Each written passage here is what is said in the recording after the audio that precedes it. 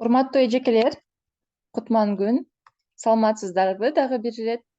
Мангеч. Мен эмнегедир видеомду автоматтык түрдө кайра өчүрүп салып атат, ошондуктан кечирим сурайм. Бирок мен жакшы угуп атамбы сиздерге? Сонун. Жакшы, сонун. Кечки салам. Менин атым Айгерим болот. Биздин катарга мүмкүн жаңы кошулган эжекелер болушу мүмкүн. Атым Айгерим, ушул ийгиликтүү аймак 2 долбоорунун ассистенти болом. Биз сиздер менен биргеликте ушул бүгүн 4-күн онлайн байланышка чыгып жатабыз.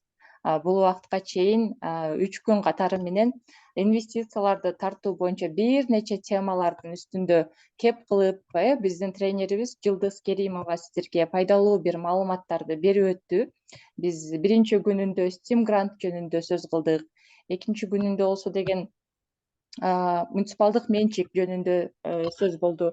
Андан тышкары биз мамлекеттик жеке өнөктөштүк, райондук, облустук баягы өнүктүрүү фонддору менен кантип кызматташсак болот, ошолор жөнүндө сүйлөшүп, сиздерди кызыктырган суроолорго жоопторду алып жаттыңыздар.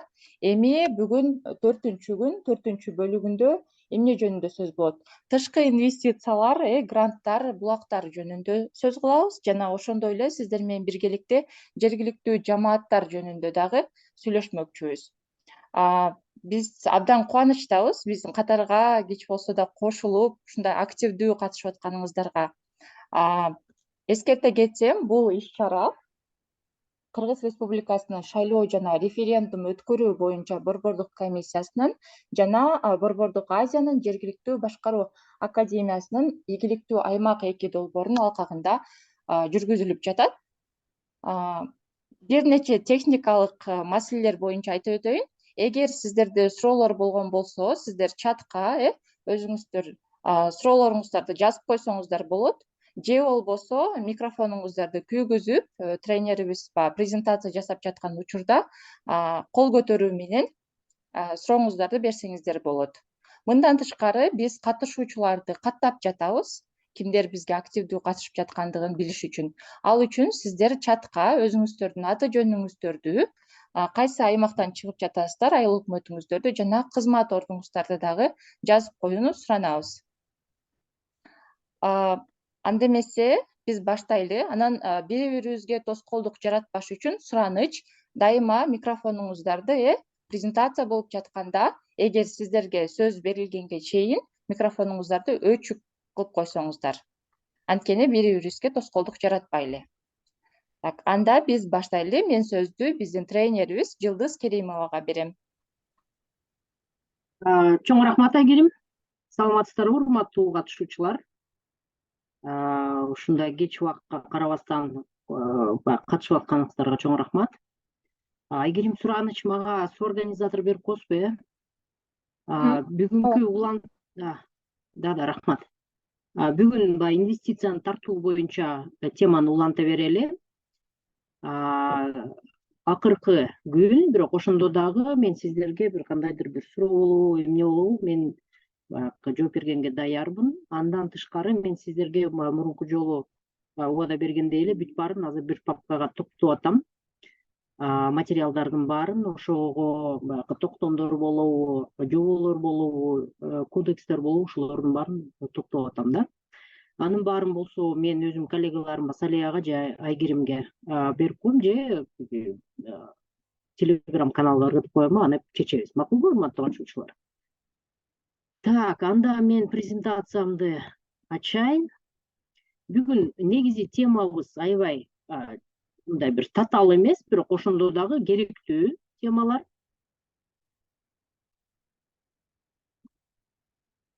Тышкы инвестициялар, гранттар, булактар жана сынактар жөнүндө уланталы. Мен жакшы эле угулуп атам,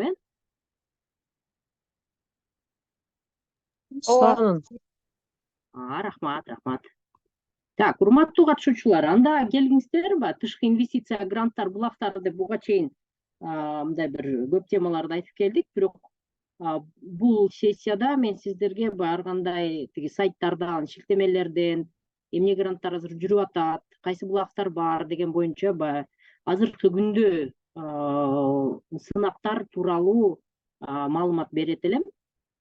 Бирок бул маалыматка чейин Кыргыз Республикасынын президентинин фонду жөнүндө да айта кетсем, бул дагы бир булак катары сиздерге мүмкүнчүлүк түзөт да, бир нерсени оңдоп алганыңыздарга, бир нерсеге бир акча каражат тартып алганыңыздарга да. Негизи Кыргыз Республикасынын президенттик фонду бул көп убакыт болгон жок уюштурулганына.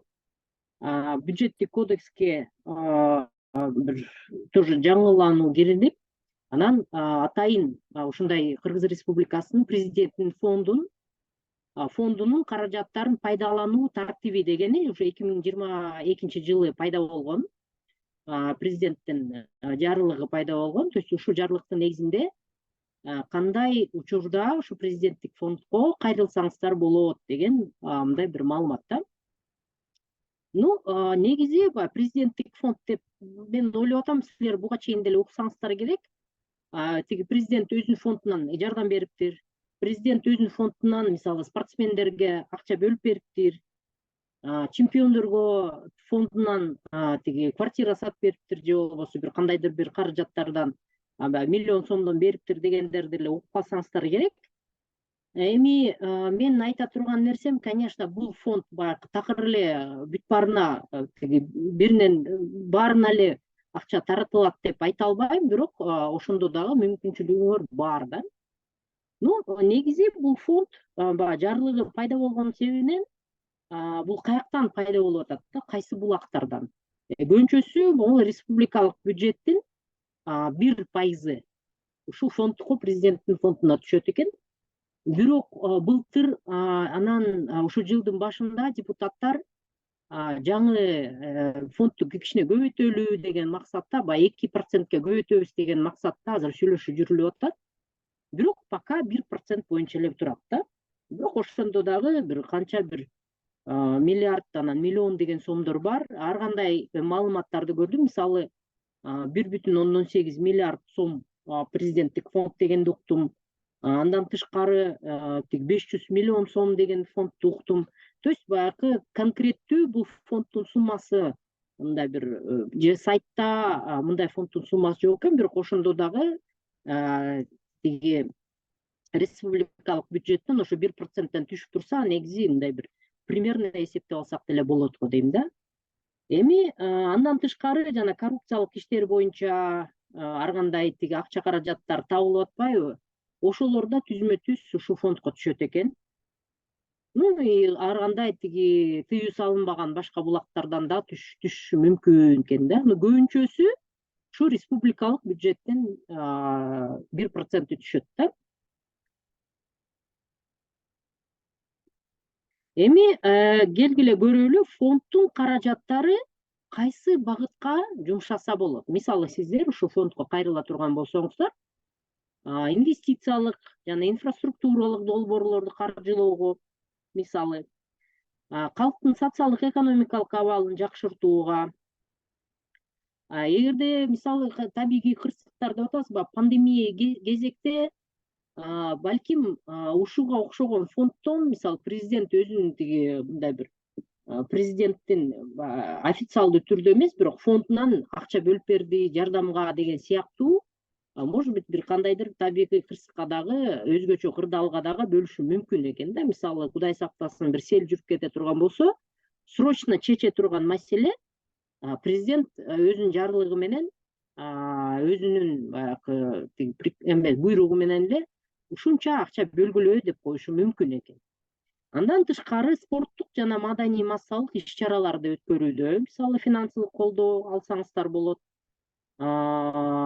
Бул жакта баягы чоң массалык бир группа, может быть, спортсмендериңер болсо, иш-чараларды өткөрөбүз десең, же болбосо бир канча бир баатырлар бар, ошонун маданий массалык иш-чараларды да өткөрүп атат туурабы, ошонун баары тең ушул президенттик фондунан каржыланышы мүмкүн. Эми караңыздар, бул жакта Кыргыз Республикасынын өнүгүшүнө жана гүлдөп өсүшүнө салым кошкон көрүнүктүү мамлекеттик жана коомдук ишмерлердин ысымын түбөлүккө калыптыруу. Бул дагы силердин айылдарыңарда деле болуш керек. Мисалы, Актала районунда Муса Баетовдун тиги Баетов айылы бар, балким ошого тууралуу мен мисал айтып атам. Баягы ысымын түбөлүккө калтыруу боюнча бир иш чара өткөрүшсө, же болбосо памятнигин койсо, же болбосо музейин салдырса деген сыяктуу нерселерди ушуга баягы президенттик фондко кайтылса болот. Андан тышкары баягы ветерандар, ардагерлер жана ушу согуш катышуучулар, эмгек ардагерлер, согуш катышуучулар эми экинчи дүйнөлүк согуштан конечно калган жок, бирок ошондо да Афган согушунан баягы ветерандар болушу мүмкүн, Баткен, Чыр Чатактан болушу мүмкүн. То есть ошолорго да кандайдыр бир жолку материалдык жардам көрсөткөнгө каражаттарды тартып алса болот экен. Турмуштук оор кырдаалга туш болгон калктын социалдык жактан аялуу же өтө муктаж катмарына бир жолку материалдык жардам көрсөтүү. Мен мындай бир кабарлардан деле көп көрүп калабыз, точно президент эмес, бирок мисалы башка мындай бир белгилүү адамдар тиги бир көп балалуу үй бүлөгө үй салып бериптир деген сыяктуулар. То есть ушул сыяктуу турмуштук оор кырдаалга туш болгондорго дагы материалдык жардам көрсөтсө болот, ушуга жазса болот.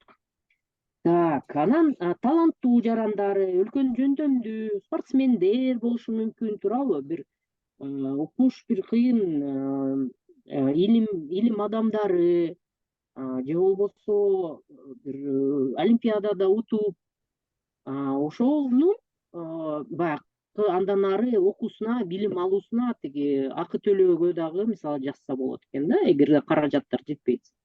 Но бул жөнүндө бир кандайдыр бир чет өлкөдө окууга президенттик фонддон берилди деген мен маалымат тапкан жокмун. Балким бардыр, чын эле бар болсо керек да, себеби бул тарапка фонддун каражаты багыт алышы мүмкүн.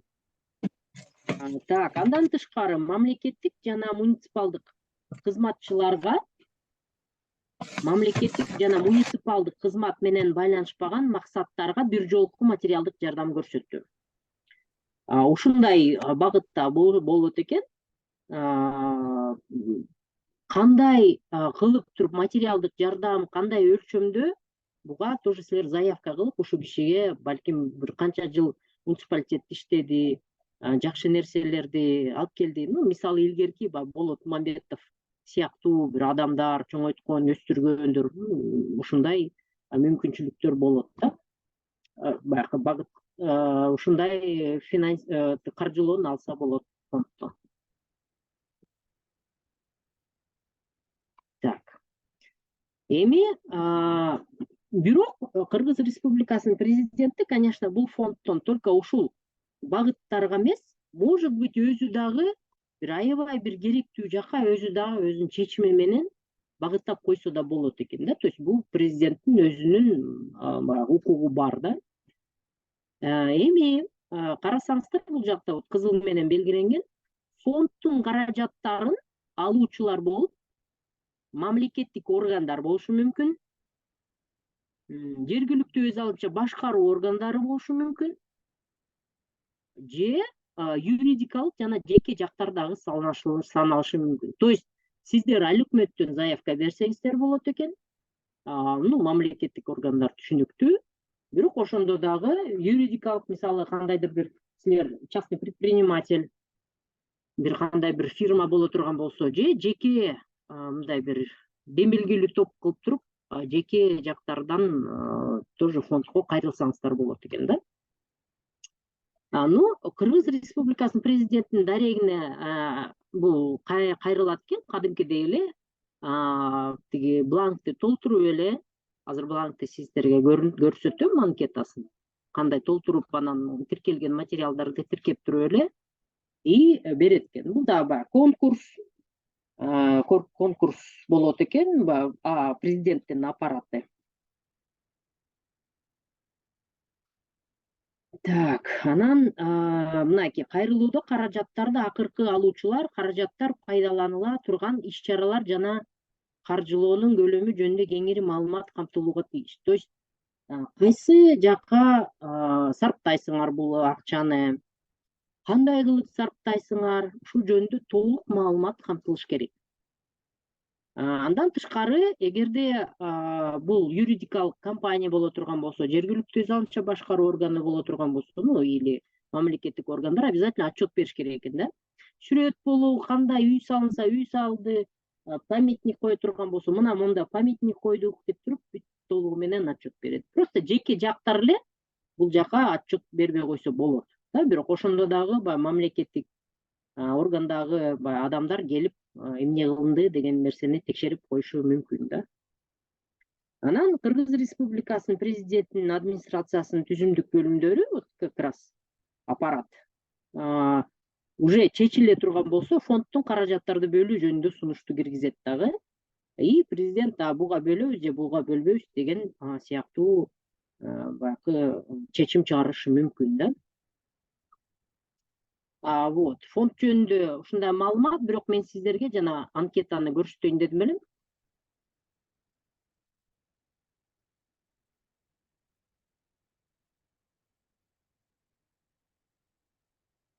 Көрүндүбү?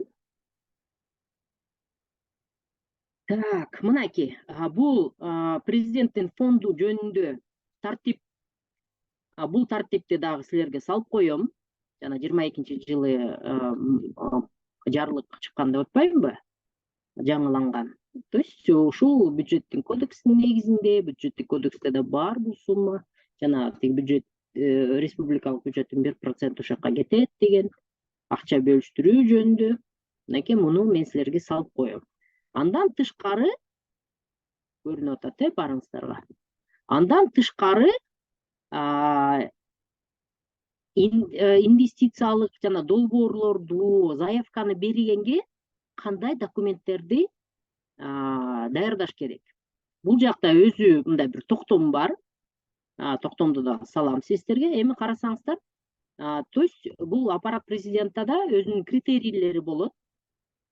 Шаблон, билдирменин үлгүсү и кароо документтин тизмеси, кандай документтерди сиздер тиркешиңиздер керек. Анан бул так понятно, бул мынакей. Бул ошо фонд тууралуу кимге акча каражат ушу долбоорго беребиз же бербейбиз боюнча критерии. Бул критерийди мен чечмелегенге аракет кылдым, бирок мындай бир кичине татаалыраак экен. Муну жакшылап изилдеш керек экен. Потому что мен өзүм негизи бул фонд менен алектенген эмесмин, өзүм баягы заявка берген эмесмин, бирок ошондо дагы ушундай критерий болуп атат да. Мисалы, эгерде инфраструктуралык долбоор боло турган болсо, ал обязательно мамлекеттик муниципалдык менчикте болуш керек экен. Там 3 жыл документтер туура болуш керек экен деген сыяктуу өзүнүн критерийлери бар экен. Бул негизи бизге кереги жок, бирок алардын баягы чечүүгө мындай бир кайсы тарапка чечип берет, ошого, конечно, биз түшүнүп алсак жакшы да. Бул өздөрүнүн критерийлери. Мисалы, энергетика секторлары, мынакей компаниянын мөөнөтү деген сыяктуу өздөрүнүн критерийлери экен. Андан тышкары, мынакей билдирменин үлгүсү. То есть ушул үлгү менен толтурулган күн, долбоордун демилгечиси жөнүндө маалымат. Карасаңыздар, бул жакта долбоордун демилгечисин толук аталышын жазышыңыздар керек. Уюштуруучу ким, эгерде жергиликтүү өз алынча башкаруу органы кандайдыр бир айыл өкмөт боло турган болсо, ошону жазасыздар. Бул жакта ката кетип калыптыр. Юридикалык жана иш жүзүндөгү дарек корреспонденция үчүн. Офистин юридикалык адреси, то есть кайсы дарек менен жайгашкансыңар, телефон, факс, уюлдук телефон номери, электрондук почта дегендерди ушул формага жазылат экен да. Андан тышкары азыркы убакытта долбоор демилгечинин иш профилдик активдүүлүгү, то есть азыр иштеп атабы, иштебей атабы, ошол жөнүндө маалымат деген ушундай формага толтурулат. Андан тышкары долбоор жөнүндө маалымат, долбоордун демилгечи тарабынан болжолдонгон аталышы, то есть кандай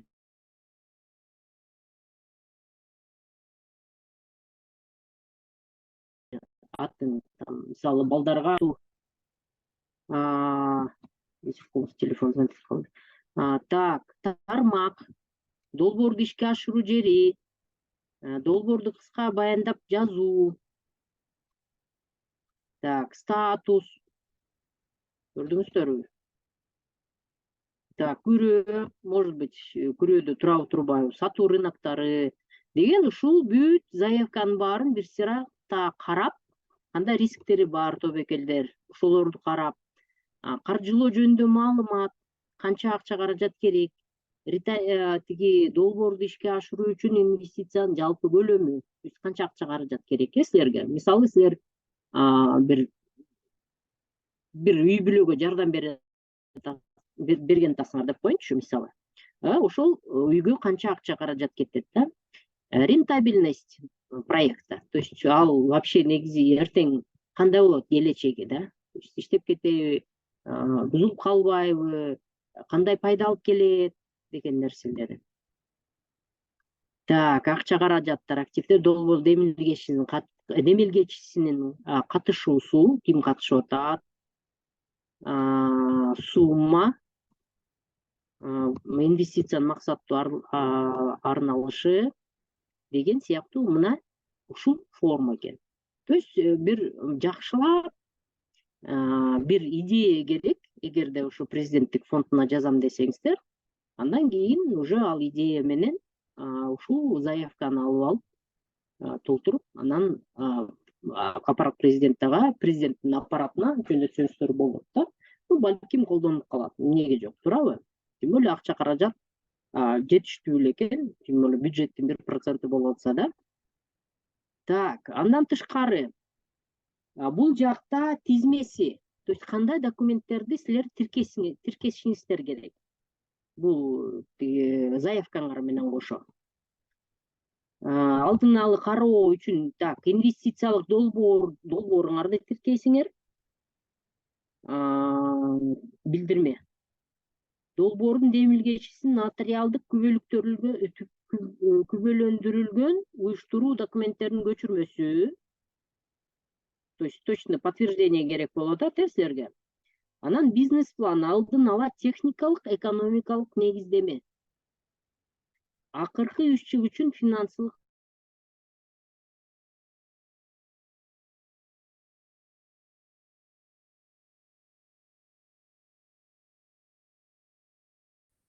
керек боло турган болсо.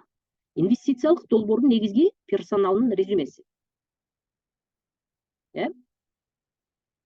Ушул документтерди тиркешиңиздер керек. Ушундай баягы мүмкүнчүлүк силерге. Хорошо? Так, президенттик фонду боюнча негизи бул бюджеттик кодексти деле бир сыра карабаңыздар болот. Президенттик фонд жөнүндө жазылган, кыска жазылган, бирок ошондо дагы маалыматтын баары ушул жерде да. Көбүнчөсү сиздерге бул тартипти жакшылап карашыңыздар керек да. То есть кайсы тармакка силер жазсаңыздар болот, кайсы тармакка жазганга болбойт дегенге. Хорошо? Президенттик фонд жөнүндө суроо барбы, урматтуу катышуучулар?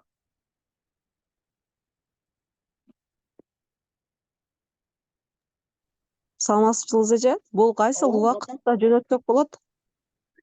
Бул любой убакытта жөнөтсө болот экен.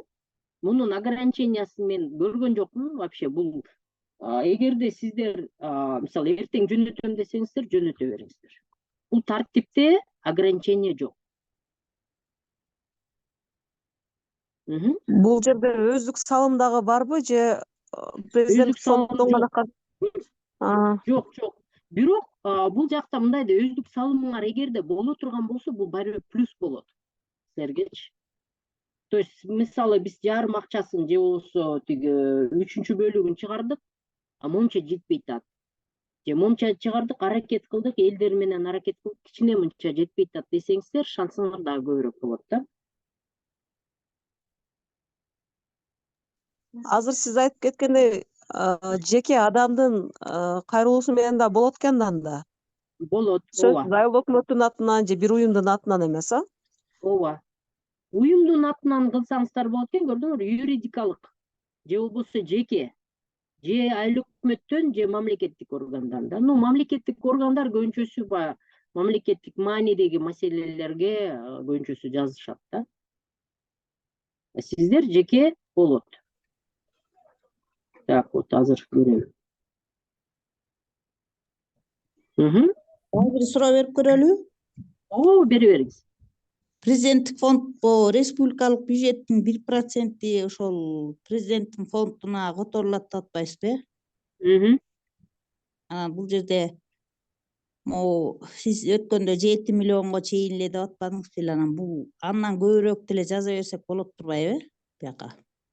Жок, ар кандай булактар ар башка да. Мисалы үчүн жана биздин клубка акча көп каражат колдонулат деп эле бизге ошону жаза албай атабыз да, эки жаккачы. Клубту полный баары түшүп калганда. Анан ушуга жазса болот турбайбы деген ой кетип атат да. Айыл өкмөт менен жазсаңыз болот. Бирок баягы президенттик фонду прям бүт баарын подряд баягы финансировать эткен үчүн эмес да.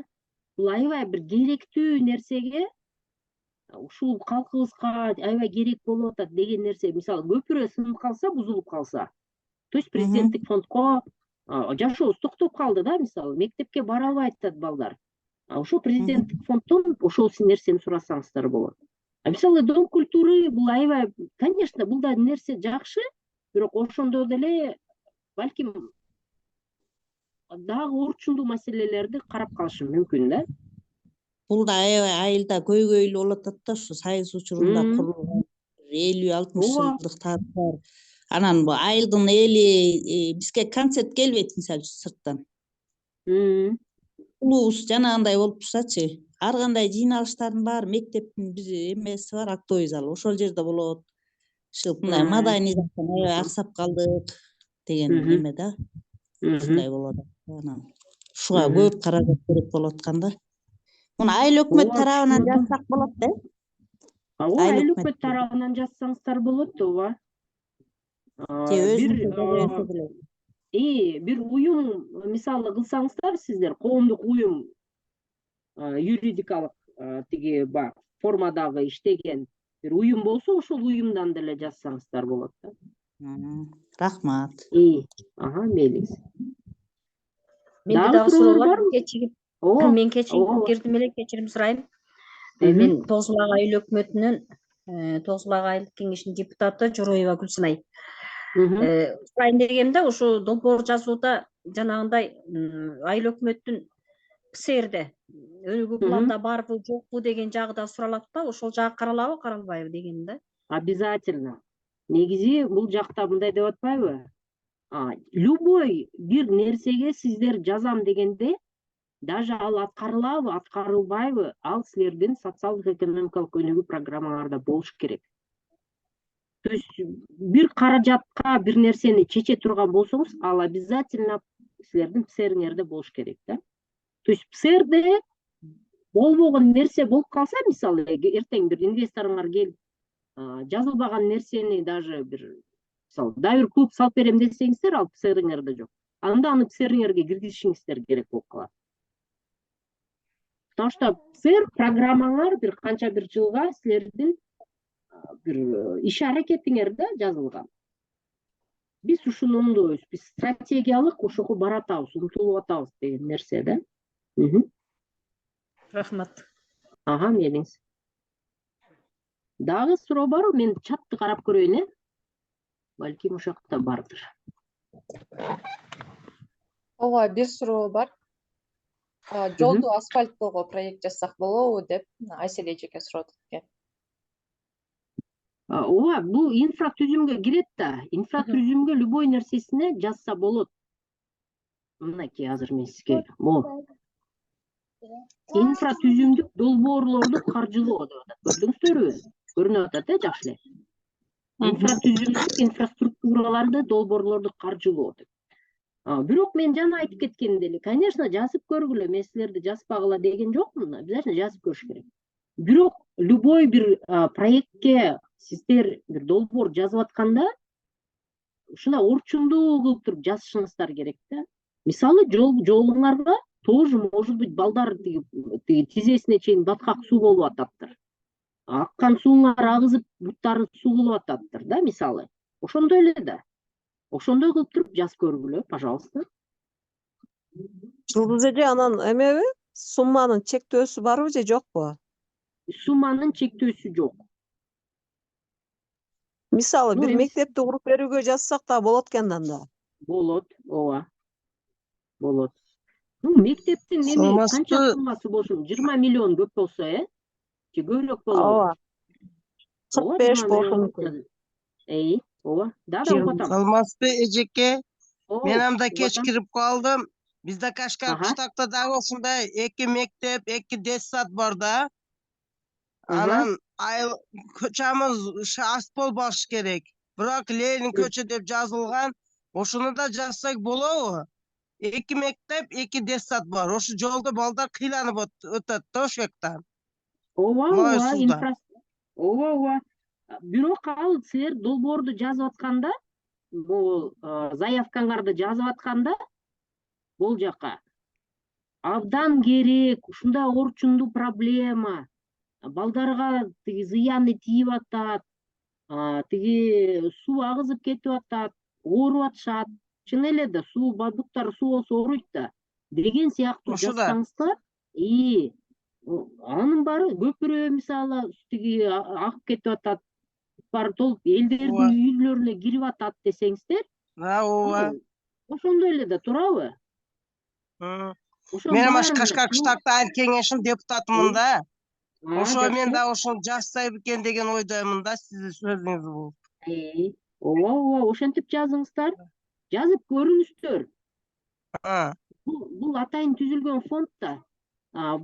Тиги мүмкүнчүлүк түзүп атат да президент сизге. Эгерде бияктан акча каражат башка булактардан ала албасаңар, мейлі сіздерге дайыр булак түзүп бердим деп атат.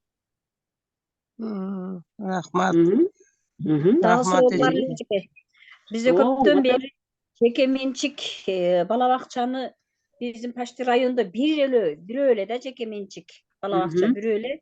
Ошол көптөн бери иштетип жүрөт. Анан баягы арендага айыл өкмөттүн эместе бала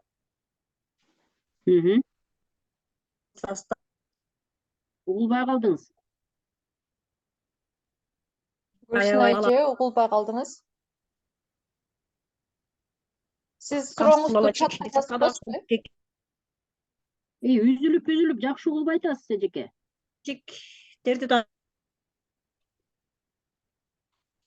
Отопленияга жазса болобу деген эмени айтайын дедим эле, бул эми Отопленияга көйгөйлөрдөн эле да.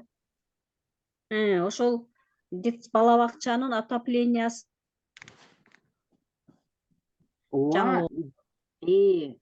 жеке бала бакча дедиңиздер.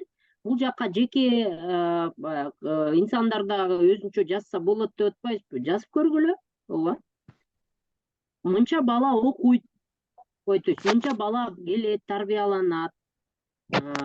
Айылда башка бала бакча жок. Баладар тиги бала бакчага барбаган себептен энелер да жумушка чыга албайт. Баары бакучтар үйдө отурат, стресске түшөт деген сыяктууларды айта бергиле, жаза бергиле.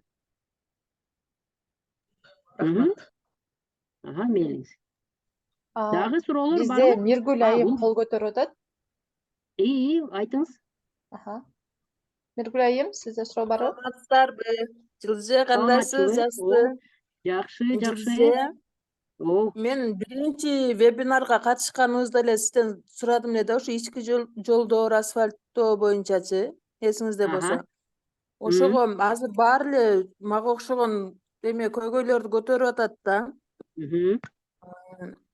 Ошо проект долбоор жазылган болсо, бизге бир пример документациясын көрсөтө аласыздарбы деп суранайын дедим эле. Ошондо баарыбызга түшүнүктүү болобу дейм да.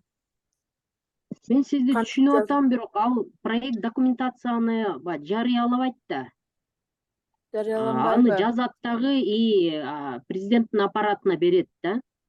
интернетке же мен мисалы ушундай заявка жаздым эле деп эч ким көрсөтпөйт да, тилекке каршы. Үлгүлөрү Биздики ошол заявканы проекттерибиз даяр да. Жылсы эжеке, биздики проекттерибиз даяр. Но Тоолу райондочу, Тоолу айылда 15 бала окуйт мектепте. Ал жараксыз абалда мектебичи. МЧС бар, заключениясы бар, баары бар. Азыр проекти дагы даяр. Бирок кайсыл жакка тапшырбайлы, аны баланын саны аз деп мектеп салынбай келет да.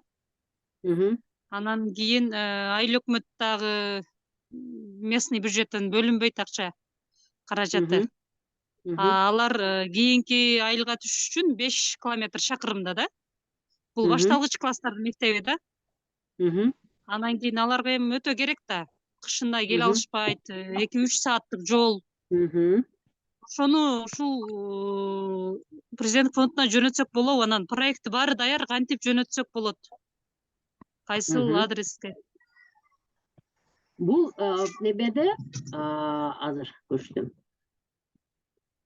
Бул тартипте президенттин аппаратына түз даректүүлөө жөнөткүлөө деп атат. Муну деген бирөө алып барыш керек да, обязательночи. Сиздер муну мындай кылыңыздар. Райондогу райадминистрация именно ким кабыл алат, ошол жөнүндө маалымат сурап көргүлө. Бирок президент администрациясына киргизбейт да эч кимди. Бирок ошондо дагы ушул заявканы мен именно президенттик фондко жазат элем деп туруп, бирок сураштырып көргүлө. Мен билем, силердин райондордон, областтардан жазгандар бар. Анан просто кантип туруп жөнөтүш керек депчи. Көрдүңүздөрбү, бул аппарат президенти деп атат. Ну, аппарат президенттин адресин билет, АКУйго барып жеткириш керек деп. То есть пакет документов жеткириш керек да. Мунун баарын билип көрсөңүздөр болот. Же болбосо сайттан деле мен мисалы маалымат тапкан жокмун. Же болбосо жана обл администрациядан жана рай администрациядан сураштырып көрсөңүздөр болот да. Алар билет болуш керек. Ну, аппаратка деп жазылып турат, мынакей. Түз эле иш башкармасына алардын пайдаланышы жөнүндө так отчет, мынакей. Кайсы жака бересиңер дегенде ушул адрестер турат да.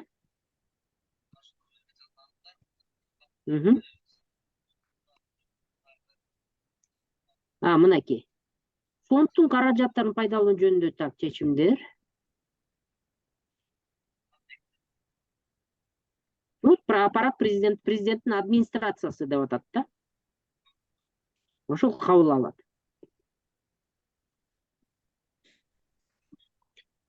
Топтом изилдейт, мынакей. Президентинин, Кыргыз Республикасынын президенттин администрациясынын түзүмдүк бөлүмдөрү документтердин топтомун изилдейт, карайт. Андан кийин тиешелүү мамлекеттик органдарга балким зарыл боло турган болсо, ошока жөнөтөт да, мисалы. Может, Минфинге жөнөтөбү, Минэкономго жөнөтөбү тиешелүү. Же рай администрация түшүрүп, силер эле чечип койгула деп коюшу да мүмкүн да. Ну, мен балким деп атам да, бирок өздөрү караштырат да.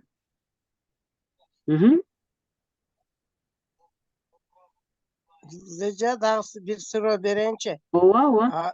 Кыздар экиси Кашкар кыштактан курултайга барат. Ошолорго да жазып жөнөтсө болобу? Курултайга баргандабы? Ну, аны адресине бирөө менен курултайга барганда. Курултайга барарда сурап көрүшсүнчү ошолор. Мен ушундай пакет документ алып барат элем. Ошол жактан мүмкүнчүлүк болобу же жокпу? Курултайга барганда бул курултайчыларды тияка бияка бастырбайт да. АКУйго кирсе, эгер ошакта боло турган болсо, түзмө-түз ошака эле киргизет да. То есть администрацияга мен барат элем деген мүмкүнчүлүк болбой калат. Болот экен да. Аякта контроль күчтүү да. Анан тиги элдер аралап кетип калабы деп да коркушат да. Онда отдельно жагыш керек экен, жөнөтүш керек. Отдельно президенттин администрациясына деп туруп жөнөтсө болот. Ошол жакты билип көрүш керек. Именно ким президенттин администрациясы. Хорошо? Рахмат. Рахмат эжеке, рахмат. Мейлиңиз. Ну, так. Вебинарда колдонулган материалдарды обязательно жөнөтөбүз. Ооба. Бул шилтемелердин баарын тең электронный вариант өзү көрдүңүздөрбү, бул үлгүсү электрондук вариант эмес, именно ушул экен да. То есть сиздер муну копируйт этип коюп көрөм, конечно. И жөнөтүп силерге шилтемелерди берем, документтерди бүт баарын папкаларга тизип бергенге аракет кылам. Макулбу? Рахмат эжеке, рахмат. Мейилиңиз. Бул жакта дагы суроо барбы? Татаров Ибраимбек да кол көтөрүп атат. Саламатсызбы эжеке? Ооба, саламатчылык. Мен деле кеч кирип калдым. Эми жарым саат болду киргенине. Менде деле бир бизнес проект бар эди. Около 60 адамдан 100 адамгача иш менен камсыз болот да. Мындай кыйналган секторда. Бизнес проект даяр, ошого инвестиция ошо фонддон алса болобу? Алып куруп мамлекетке, например, мамлекет канча жылгача мөөнөт берет? 10 жылдан 15 жылгача береби?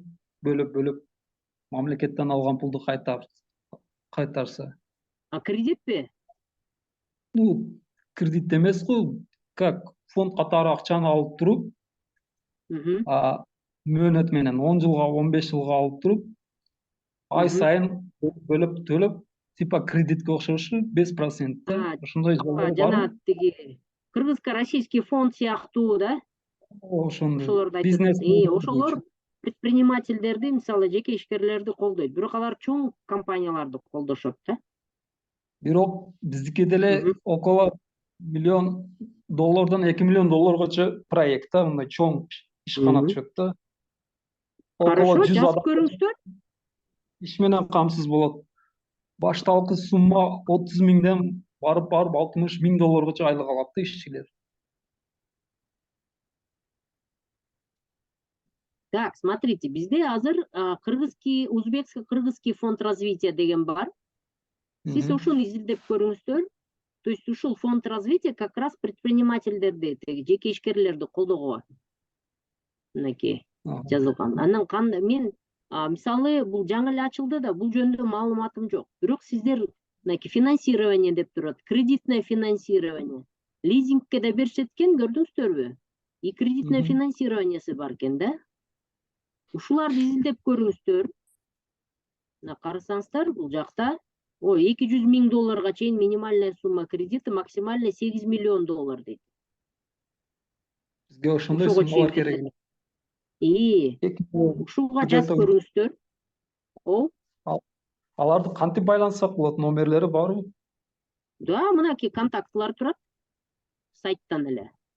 Кыргызско-узбекский фонд десеңиз, мынакей почтасы бар экен. Ну, силердики почтадан эле тиги жазып койсоңуз эле жооп бере бербейт буларчы. То что мынакей тендер объявление дейт. Азыр көрөлү.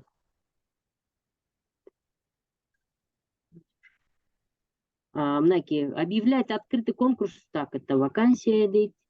Закупка услуг дейт. Булар неме экен? Өздөрүн мынакей кредитное финансирование, лизинг дегенде да бар экен. Лизинг жөнүндө маалымат жок. Кредитное финансирование. Ушундан карап көргүлө, изилдеп. Көрдүңүздөрбү? Так, на пополнение оборотного капитала деп атат.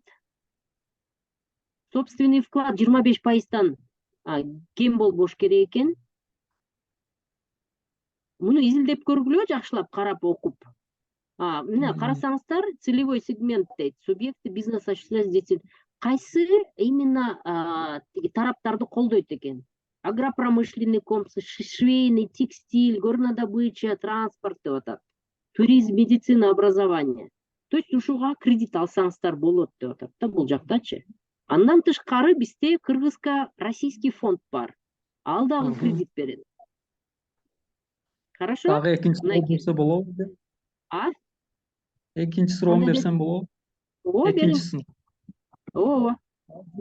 Мамлекеттик чөйрөдө бир бизнес план бар эле. Айына мамлекетке 260 миллиондон 280 миллионгочо доход түшөт мамлекетке. Ошондо эле президентке алып барса болобу, президент менен кантип жолукса болот? Президентке прям жолугам деп атасыңарбы? Жолугуп ушу көрсөтүп, ушу проекттерди көрсөтмөкчү элем. Ну, билбейм. Мен өзүм деле жолуга элекмин, бирок мен ойлоп атам, мындай өзүнүн бизнесмендер менен жолугушуу дегендер болуп калат го кээде. Угуп каласыздарбы? Ошол жактан да тегеректеп отуруп калганда бир убактылары бар да. Но вот именно ошол жака кантип жетишти, аны изилдеп көрүш керек экен. Потому что мен ал вариант менен тааныш эмесмин. Бул Кыргызско-Российский фонд развитияны карап көргүлө тоже. Финансирование көрдүңүздөрбү, кредиттер бар экен. Техническое содействие, финансирование, прямое кредитование, кредит беришет экен. Финансирование коммерческих банков, ну банк эмес силердики. Вот реализованный проекттерди карап көрөлүчү. Производство обуви мындай, бут кийимдерди чыгарганга, ну давайте мону сельское хозяйствосын карап көрөлү. Цех салыптыр, тиги тоок цехи. Ну давайте болжо. Мен мисалы просто сиздерге текстиль деп атат. Тигүү. Кыргызско-Российский фонддон мынакей $4,3 США швейный фабрика салышыптыр. Но это кредит тоже, да? Но кредит болгондо көрдүңүздөрбү, сиздердин өзүңөрдүн бир какой-то булаңар эмес, акча каражатыңар болуш керек. Анан туруктуу болуш керек да, только ошолорго беришет да, бул чоң фонддорчу. Мисалы, эгерде бир мисалы Илбирс деп коеюнчу, кичинеден баягы иштеп чыгарып атпайбы оокатын? Ошол алса болот. То есть мен чоңойтуп атам, же болбосо кондитерский фабрика, таттуу мисалы, ошолор алышса болот. Но средний малый бизнести да колдошу мүмкүн булар. Мынакей текстиль деп атат. Жана Оштун тегерегинде, Ош шаарынын тегинде чоң бир текстильный фабрикалар салыныптыр. 11 канча деди? 1 миллиард деди го дейм. Долларга. Ошону тоже именно Кыргызско-Российский фонддон алышканда. Ну, мисал катары силерден айтып атам да. Хорошо? Инвестиция боюнча, ну, как бы, бизнес боюнча ушундай маалымат. Так. Дагы суроо барбы, урматтуу катышуучулар? Президентский фонд жөнүндө суроо жок, Бекбоева эже дагы микрофон кол көтөрүп. Угуп атам. Сурооңузду бердиңизби, Венера эже?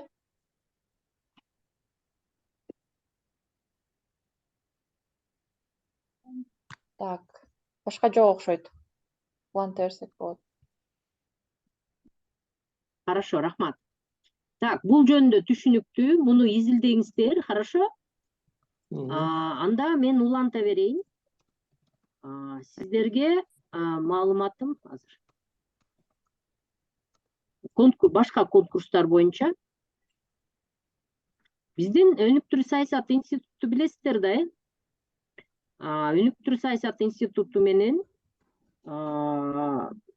Кыргыз Республикасынын жергиликтүү өз алдынча башкаруу органдарынын союзу менен, мисалы, академия местного управления, мисалы, биз азыр ошонун алкагында иштеп атпайбызбы? Алия силердин тиги клуб депутатовду мисалы уюштуруп иштеп атат. Амутса деп атпайсызбы, Бажба депчи. То есть ушул эки уюм Бажбаны түзгөн да. То есть өнүктүрүү саясат институту илгертеден бери 10 жылдан ашык, где-то бир 15 жыл болуп калды го, иштеп келатат. Азыркы убакта эң негизги миссиясы бул жакта жергиликтүү өз алдынча башкаруу органдары менен иштейт, окутат, депутаттардын дараметин көтөрөт, айыл өкмөттөр менен иштейт. Ар кандай көчөгүн эле бир ким Жумакүл эже менен сүйлөшпөйсүз, жана тарифтер боюнча делечи. Ал өтө мындай бир кыйын нерсе, бирок ушундай долбоор биздин институттун алкагында ушуну тарифтерди эсептеп, кызмат көрсөтүүлөрдү жакшыртуу деген нерселер болуп келет да. Эми биздин өнүктүрүү саясат институттун сайтын мен сиздерге көрсөтүп коеюн.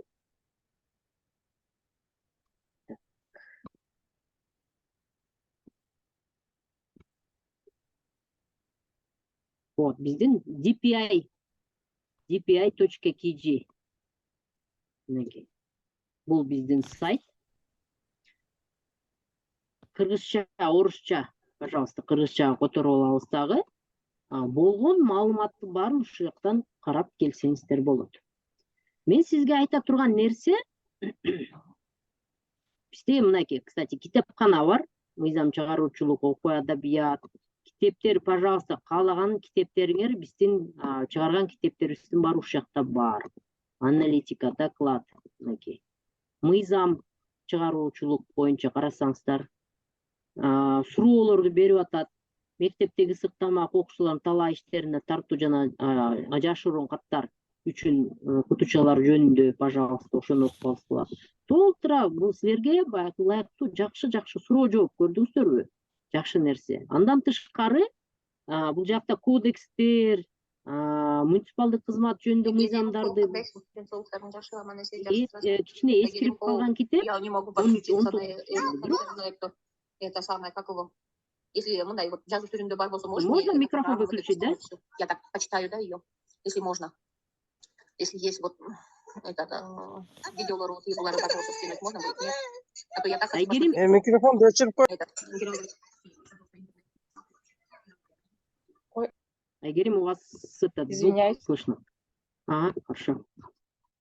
Так, смотрите, андан тышкары бул жакта баягы китепчелер бар, бүт барын силер басып туруп скачивать этсеңер болот. Мынакей, скачать сборник вопросов и ответов деген сыяктуу. Мен сизге эмнени көрсөткүм келди? Бул жакта биз жөнүндө деген жакта мынакей сынактар бар.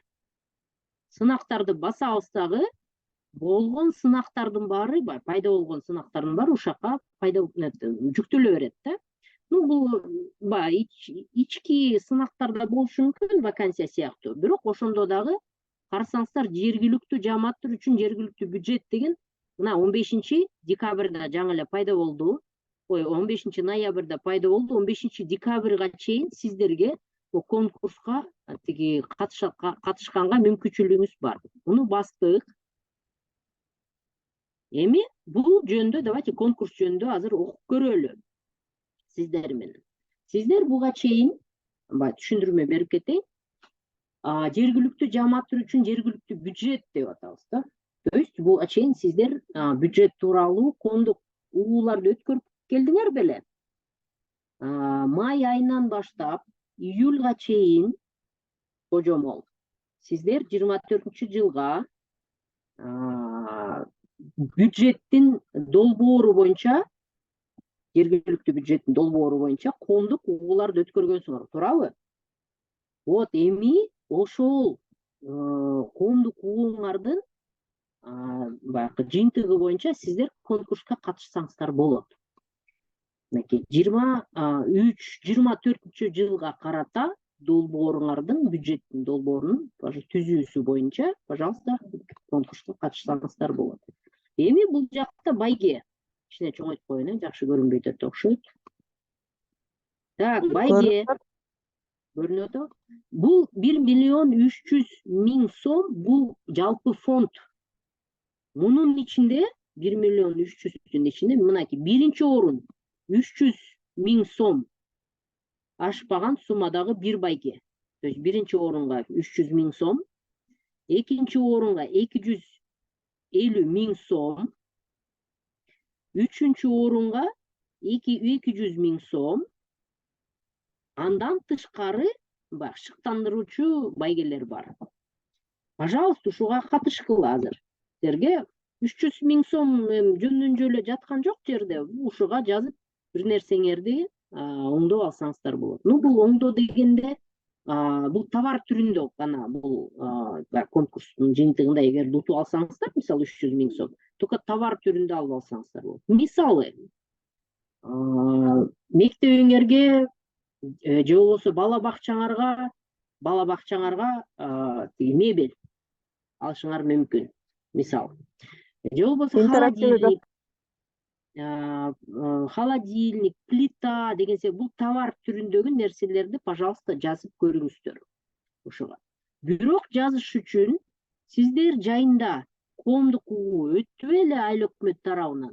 Сиздер депутаттар аралашасыңар да, туурабы ушуга? Бүт документтерди чыгарасыздар дагы, пожалуйста, заявка берип туруп бул конкурска катышкыла. По крайней мере, даже 55 миң сом алсаңыздар дагы, бул дагы жакшы нерсе. Бир нерсеңерди сатып аласыңар. Проектор сатып аласыңар, ноутбук сатып аласыңар, туурабы? То есть биз сатып силерге беребиз да, сатып алып туруп. Так, андан тышкары конкурстук комиссия бүт заявкаларыңардын баарын карайт. Заявканын ичине тиркелген бүт документтер болуш керек. Эми сиздерге давайте жобосу жөнүндө, мынакей, конкурстун жобосун жана өтүнмө формасын жүктөп көрсөтөйүн. Орусчасы, кыргызчасы да бар, каалаган тилде. Так. Азыр бул өтүнмөнү көрсөтөйүн.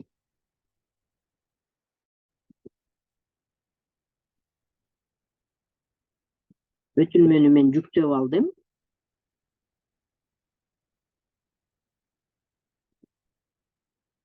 Пожалуйста.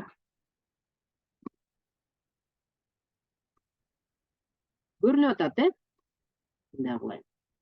Эми келгиле жобо боюнча. Эми караңыздар, конкурстун максаттары түшүнүктүү, сиздер бул конкурска элдерге бюджетиңерди элдер менен бөлүшүп атасыңар, маалыматын айтып атам да. Элдер менен талкуулап атасыңарбы же жокпу? Элдерге толук кандуу, толук ачык, айкын бюджетиңерди көрсөтүп атасыңарбы же жокпу деген максатта жүргүзүлүп атат да. Андан тышкары сиздерди ушу коомдук угууларды баягы шыктандырып атат да, көбүрөөк өткөрсүн, элдерди чакырсын, коомдук угуу өткөргүлө депчи. Андан тышкары бизде жарандык бюджет деген бар. Жарандык бюджет дегенди уктуңар беле буга чейин? Билгенсиңер, биз сиздер менен былтыр баягы Жалал Абад, Ош, Бишкекте жолукканда тренингте мен сиздерге жарандык бюджет дегенди көрсөтүп бергем, бирок бүгүн да көрсөтүп койсом болот, кааласаңыздар. Ошол жарандык бюджет толуп атабы же жок? То есть жарандар үчүн бюджет. ФЭП башчынын толтура таблицалар эмес, жарандар түшүнө турган бюджет. Социалдык тарапка же болбосо мамлекеттик башкаруу тарапка, айыл өкмөткө же болбосо билим берүү тармакка канча акча кетип атат же жокпу деген нерселерди сиздер ачык айкын ушу жарандык бюджетке өзүнчө бир приложение бар, ошого толтуруп көрсөтүшүңүздөр керек. Бирок сиздерде мындай болуп атат да, азыр толтуруштун уже кереги жок болуп калат. Жарандык бюджетти толтуруп койсоңуздар болот, бирок коомдук угууңар өтүп кетти да, бүттү да, сүрөтүңөр калды, каттоо барактарыңар калды, илинген маалыматыңар калды, протоколдоруңар калды. Ошонун баарын чогултасаңар дагы просто конкурска катышасың. Макулбу? Так, мынакей жергиликтүү бюджеттер түзүүгө реалдуу катышкан жарандардын санын көбөйтүүгө көмөктөшүү. Бул баягы конкурстун максаттары да, элдер көбүрөөк катышсын, айыл өкмөттөр ачык айкын болсун деп атабыз. Так, андан тышкары көрдүңөрбү? Майдан август айларына чейин 24-жылга жергиликтүү бюджеттин долбоору боюнча коомдук угууларды өткөргөн жергиликтүү өз алынча башкаруу органдары катыша алат.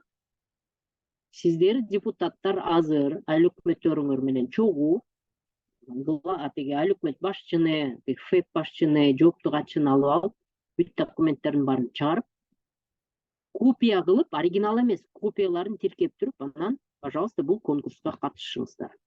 Так, тандоо критерийлерин сиздерге айтып берейин. Эмнеге көңүл буруш керек? Карасаңыздар, коомдук угууларга чейин жана андан кийин өткөрүлгөн маалыматтык иш-чаралардын сапаты.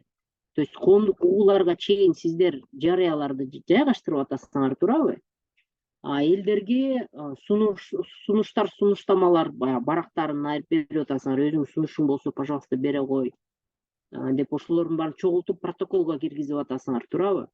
Маалымат компанияга дагы эмне кылып атасыңар? Может быть, гезитке реклама берип атасыңар, ошол майда чыккан же болбосо июнда чыккан гезитке, райондук гезитке. Жарыяңар, жарандык бюджетти баягы чоңураак кылып туруп, элдер түшүнгөн тилде илип атасыңар. То есть ошону обязательно иш-чараларыңарды маалыматтык, то есть информационный компания деп коебузбу, ошол иш чаралардын сапатын кандай өттү ошону көрсөтүшүңүздөр керек. Бул 20% именно ушуга көрдүңүздөрбү берилет. Андан башка 20% жарандардын коомдук угууларга катышуусу жана шаардын же айыл аймактын аймагын камтуу. То есть канчалык силерде көбүрөөк киши камтылса, силердин, кстати, тиги жергиликтүү жааматтын уставы бар да, барыңарда бар болуш керек экен, может көбүрөөңөрдө жок, бирок ошол уставда силердин коомдук угуу болобу, коомдук бюджеттик угуу болобу канча жааматтан канча пайыз катышыш керек. Ошого ылайык, мисалы, может быть, 10% деши мүмкүн. Айылдар чоң болушу мүмкүн. Может, 5% деши, ошону менен силер жем кылып өткөрбөшүңүздөр керек да. То есть негизи мындай бир иш чаралардычы. Кандай кылып катышты? Көп катыштыбы? Залыңарда элдин баары мындай активдүү отуруштубу? Сүрөттөрүн тиркегиле. Бирок сүрөттөрүн азыр барып туруп, мисалы, пальточон элдерди отургандарын сүрөткө тартып койгонуңар жарабай калат. Ал сүрөтүңөрдө коомдук кадимкидей жайкы коомдук угуу астыңарда 24-жылга карата дегендей бир сүрөтү менен далилдүү сүрөт болуш керек. Буга 20% берилет. Көрдүңүздөрбү? Так, гендердик тең салмактуулукту сактоо. Жалаң эле эркектер отурган коомдук угуу саналбайт, эсептелбейт, буга 10% берилет. Жалаң эле аялдар отуруп калган коомдук угууңар тоже эсептелбейт. Хотя бы ошонун ичинде 30%тен кем эмес аялдар же 30%тен кем эмес эркектер отуруш керек. Эгерде силердин коомдук угууңарда мүмкүнчүлүгү чектелгендер келсе, тиги аралаш калк мисалы катышса, же болбосо тиги баягы мүмкүнчүлүгү чектелгендердин, мен ар кандайлары бар да, баса тургандар, уга тургандар бар же укпай тургандар бар деген. Хотя ошолордун категорияларын мына ушулар кишилер катышты деп туруп, мынча пайыз катышты деп койсоңуздар, тоже болушу мүмкүн. Саналып кетет. Но көбүнчөсү ушу гендердик тең салмактуулукту сактоо. Ошого берилет 10%. Андан тышкары 15% бюджеттик маалыматтын жеткиликтүүлүгү жана сапаты. Караңыздар, коомдук угууларды көрсөтмө материалдардын колдонушу жана бюджет деталдуу көрсөтүүнүн деңгээли.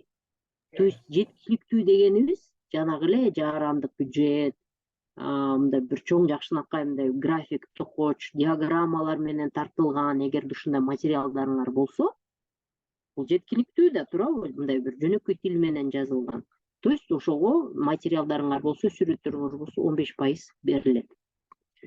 Андан тышкары, эгерде аймакты социалдык экономикалык өнүктүрүү программасы же башка стратегиялык документтер менен жергиликтүү бюджеттин ортосундагы байланыш, конечно, бул байланыш болуш керек. Себеби биз баягыда деле сүйлөшкөнбүз, социалдык экономикалык өнүгүү программасына биз бюджетти айкалыштырышыбыз керек. То есть программа өзүнчө, бюджет өзүнчө эч качан болбойт. Программаны түзөсүңөр, түзүлгөн программаңарга, мисалы биякта бала бакча деген болсо, ошо бала бакчага, значит, сумма болуш керек. Мектептин чатыры десеңер, мектептин чатырына сумма болуш керек.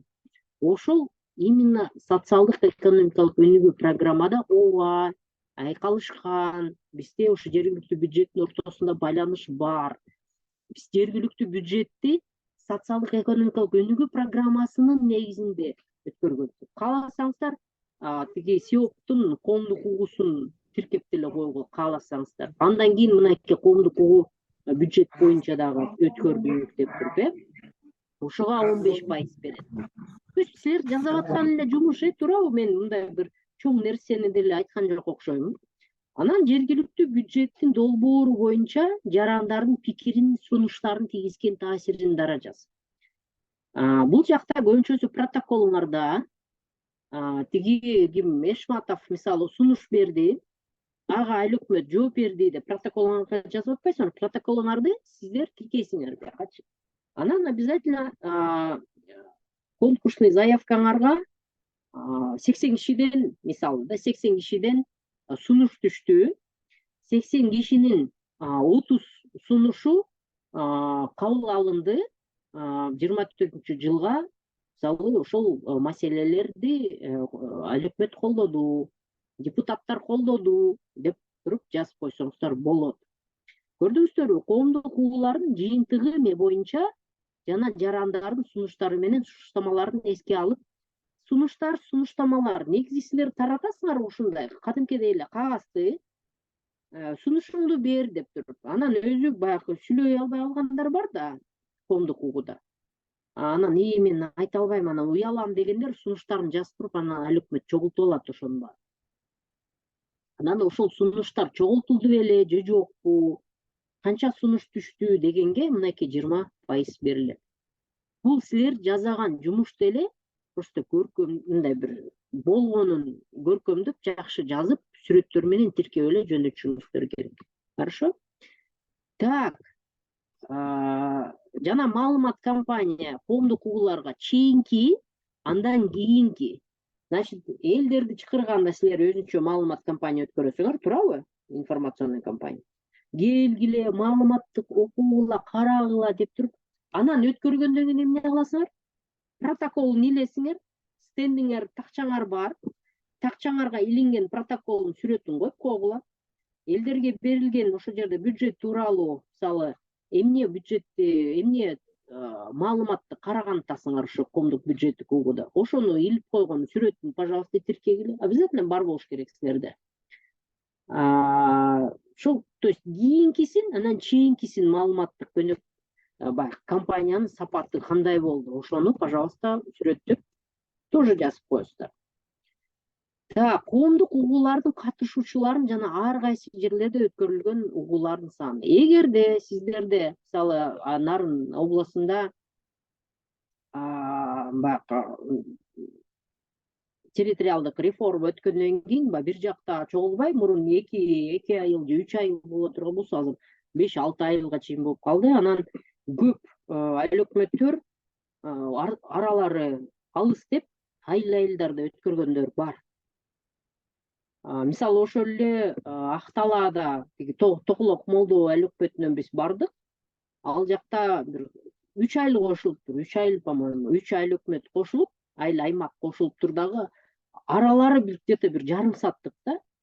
Анан булар деген ар бир айылда, ошо алыскы айылдарда бир 4 коомдук угуу өткөрүштү.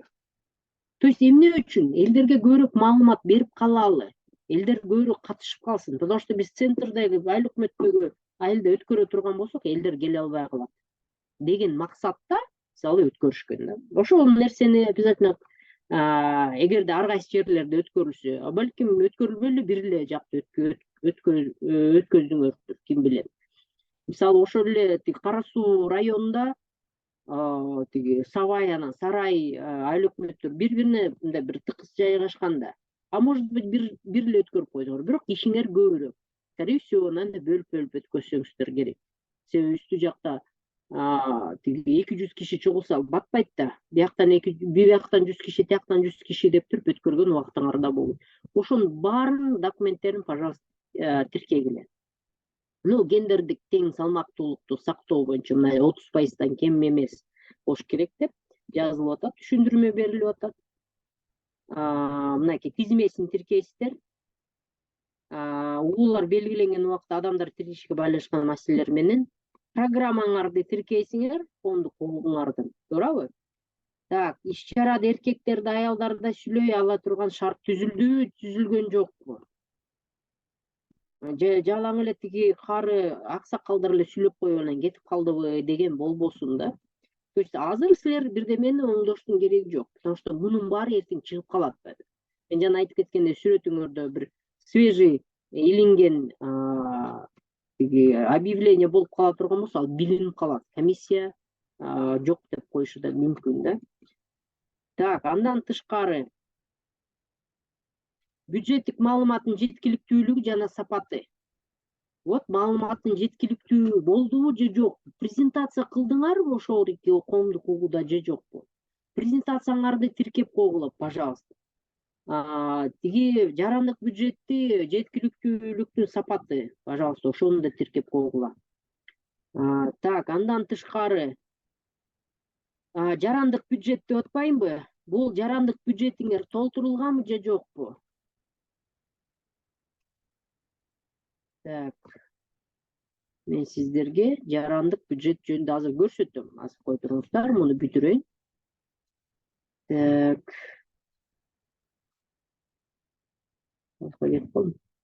Вот.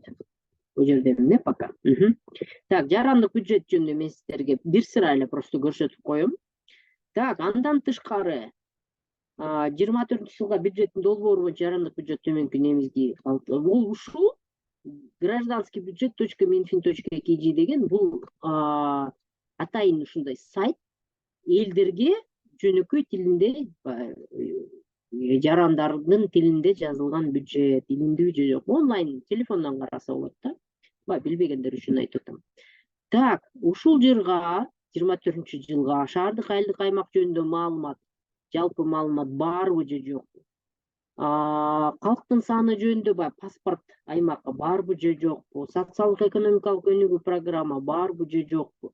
Ошонун баары камтыла турган болсо, значит бул как раз бул критерийге бюджеттик маалымат жетиктүүлүктү жана сапаты жөнүндө далилдөөчү нерсе да. Муну мен сиздерге азыр сайттын өзүндө көрсөтөм. Андан тышкары долбоордун бюджетинде стратегиялык, программалык жана башка документтердин чагылдырылышы. Эгерде сиздерде бир кандайдыр бир программа программаларды түзө турган болсоңор, бюджетинде стратегиялык, то есть ошолорду дагы, пожалуйста, көрсөтүп койсоңуздар болот да. Андан тышкары демилгелүү топтор түзүлүп атат. Көйгөйлөрдү аныктоо үчүн фокус топтор түзүлүп атат. 2БА деп коебуз, анан СИНС деп коет атпайбызбы, мынакей ЖМБА, жарандардын муктаждыгын биргеликте аныктоо. Ушул процедурасы өтүп атабы же жокпу? То есть элдерди чогултуп, негизи бюджеттик процесс ушул элдин калкынан башталат да, туурабы? Жөндөн жөлү бюджет түзүлүп калган жок, калктан муктаждыкты аныктап атасыңар. Андан тышкары ПСРди түзүп атасыңар, ПСРге болсо бюджетти түзүп атасыңар, туурабы? Ошолордун бүт протоколдорун жана катышуучулардын тизмесин, көчүрмөлөрүн берүүнү өтүнөбүз деп атат. То есть тиркейсиңер мунун бар болсо. Шансыңар көбүрөөк болот да. Так, бюджеттин долбооруна жарандардын пикирлери, сунуштары канчалык деңгээлде таасир этти? Вот жана айтып кеткендей, эгерде 80 кишинин сунушу түшүп, ошонун ичинен бир канча бир сунуш өтүп кетсе, то есть депутаттар ошону карап, чын эле бул сунуш жакшы экен, давайте ушу бюджетти ушуга монча сумма колдойбуз деген сыяктуу боло турган. То есть бул айыл өкмөт элдерди угуп атат, жакшы сунуштарына көңүл буруп атат дегендикти көрсөтүп атат да. Анан келгиле, жана байге жөнүндө мен сиздерге айттым. Бул байгени, значит, өзүнүн комиссиясы болот. Комиссияга, пожалуйста, ошого тапшырасыздар дагы, мынакей. Башка, так, курулуш ремонт иштерин каржылоо, эмгек акы төлөө, иш сапарлар үчүн пайдаланууга болбойт. Көрдүңүздөрбү? То есть курулуш ремонтко болбойт, ремонт иштерине болбойт, эмгек акы же бир воспитательге мен монча акча берип коет элем, анан командировочныйга берип коет элем дегенге каржылабайбыз. Бул только товар түрүндө. Хорошо? Мынакей товарларды жана кызмат көрсөтүү коалиция өзүбүз сатып беребиз. Силер деген мисалы 300 000 сом алдыңар, мага деген детский садка холодильник, плита, стиральная машина деп туруп, анан кийин арестован деп туруп списогун бересиңер дагы, биз аны сатып беребиз. Биз жакшы товарларды сатпайбыз, потому что биз конкурс аркылуу компаниялар менен иштейбиз да. Эгерде коалиция, эгерде мисалы ушунча 15 заявка түшүп туруп, бирок ошонун ичинен да бир жакшы заявка болбой калса, анда биринчи орунду биз что-то эч ким татыктуу эмес деп бербей коюшубуз да мүмкүн. Эгерде бүт критерийларга дал келбесе да. Хорошо? Так, конкурстук комиссияда мынакей финансы министрликтен бир киши бар. Так, Гамсумодон бир киши, Союз МСУдан бир киши, Амутсадан бир киши, кстати, менмин бул жакта, конкурсный комиссияда, өнүктүрүү саясат институтунан бир киши, анан тиешелүү чөйрөдө иштеген жарандык коомдук уюмдардын жана өнүктүрүү долбоорунан 2 адам. Бул конкурсный комиссия, да. Хорошо. Анан долбоордун өтүнмөсүн Азамат Мамытов деген менин коллегам бар. Ошонун адресине, пожалуйста, жөнөтүңүздөр, эгерде электрондук дарекке жөнөтөм десеңиз. Эгерде сиздер папкага тиркеп туруп жөнөтүп элем десеңиздер, анда Бишкектеги биздин офиске Шевченко 114-кө, пожалуйста, алып келип таштап кетсеңиздер да болот. Бирок 23-жылдын 14-ноябрынан 14-декабрынан чейинки мезгилде. То есть эгерде 14-декабрына чейинки дегенде, значит, ошол включительно дейт, саат 6-га чейин. Бирок буякта сааты жазылбаптыр да. Муну обязательно лучше ушул акыркы күнгө калтырбай эртерээк бергиле. Ошо ар кандай болуп калат. Может, светиңер өчүп калат, интернетиңер өчүп калат дегендей. Хорошо? Ушунун баарын жакшылап карап көргүлө. Мынакей өтүнмөнүн формасы. Мынакей айлык өтөңөрдү жазасың, район, область, мынакей муниципалитеттин сайты бар болсо, пожалуйста, социалдык тармактар, мессенджерлер, эгерде мисалы Facebook'та страницаңар бар болсо, биз деген тиги WhatsApp менен элдер менен айыл менен маселелерди, тиги сунуштарды кабыл алабыз. Постоянно айлык өкмөт же адистер ушу мессенджерлер аркылуу, WhatsApp аркылуу ушундай сүйлөшүүлөр жүргүзөт. Конечно, буларыңардын баары бар. Маалымат тапчаңардын, пожалуйста, кайсы айылдарда бар, гезиттер бар болсо, эгерде кулактандыруу баракчалардын баарын бүт атын же шилтемелерди коюп кете бересиңер. Ну, атын эмес, бул жакта шилтемелер же тиги баракчаңардын Facebook страницаңар болобу, сайтыңар болобу, ошолордун баарын коюп чыгасыңар да. Так, андан кийин бул жакта коомдук укугулардын катышуучуларынын саны жана шаардык айлык аймактын камтуу. Муну обязательно көрсөтүш керек. То есть коомдук укугулардын катышкандар канчасы адам болду, анын ичинен канчасы аял. Анан кийин кайсы жакта өтө турган болсо, ошонун баарын жазып чыгасыңар. Мисалы, Тоголок Молдоодо өттү, анан мисалы Күрмөнтүдө өттү, анан тиякта өттү деп, мисалы аймактагы айылдарыңарды кайсы даталарда өттү. То есть бул жөн эле жазып койгоздон эмес, мунун баарын силер документ менен далилдешиңер керек, туурабы? Так, гендердик тең салмактуулук, айылдардын коомдук укугуларга катышуусун камсыз кылуу үчүн кандай чараларды көргөнүн сүрөттөп бергиле. Муну силер жазып чыгасыңар да, пожалуйста. Көп жазбагыла. Көп болсо бир 200 бир строчка 200 буква деп коюу, 200 сөз деп коюу, ошондой эле жазылыш керек да, 200 буква. Тамга. Так, жергиликтүү бюджеттин долбоорун гендердик маселелер, то есть 1-2 барак жазып жибербегиле дегенимде, кыска нуска анан керектүү нерсесин жазыш керек. Гендердик маселелерди чечүүгө финансылык каражаттар чагылдырылган пункттарды көрсөтүңүз. Вот, бул жерден, пожалуйста, социалдык экономикалык өнүгүү программаңарда бул тиги маселеге, именно гендердик маселелерди чечүүгө ушуга багыттадык мынча сумма.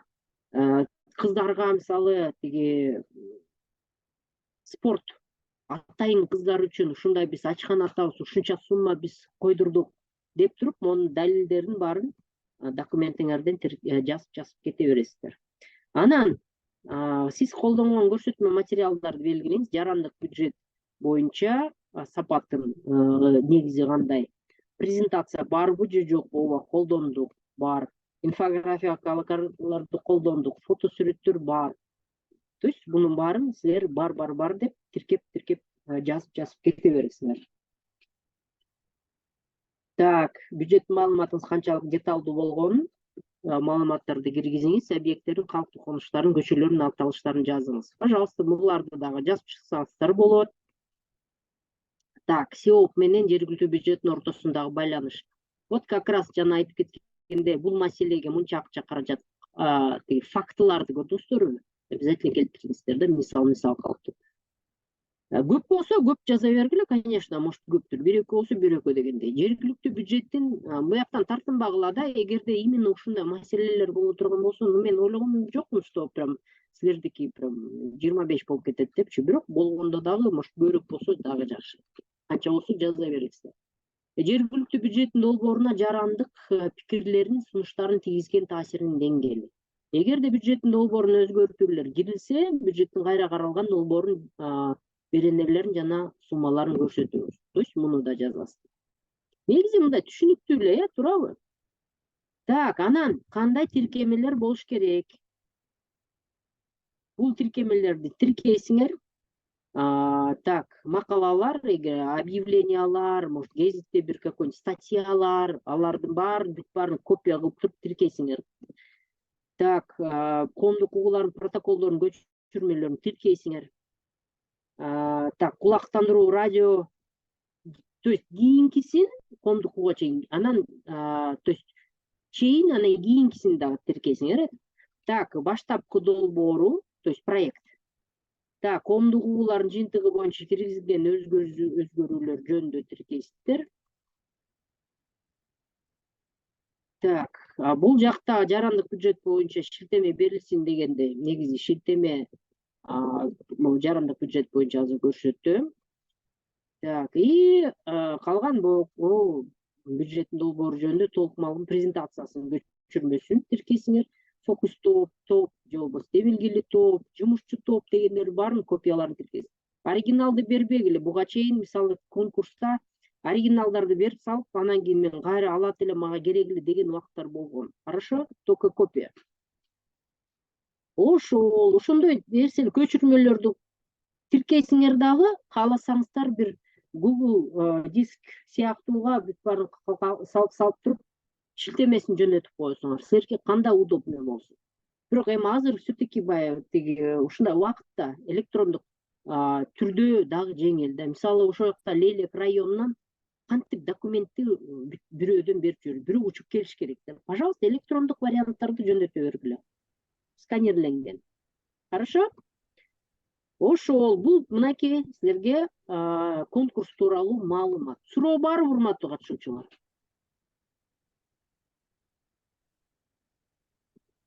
Конкурс жөнүндө суроо барбы?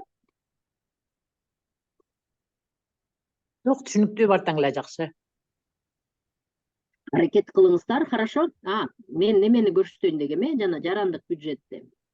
Кимде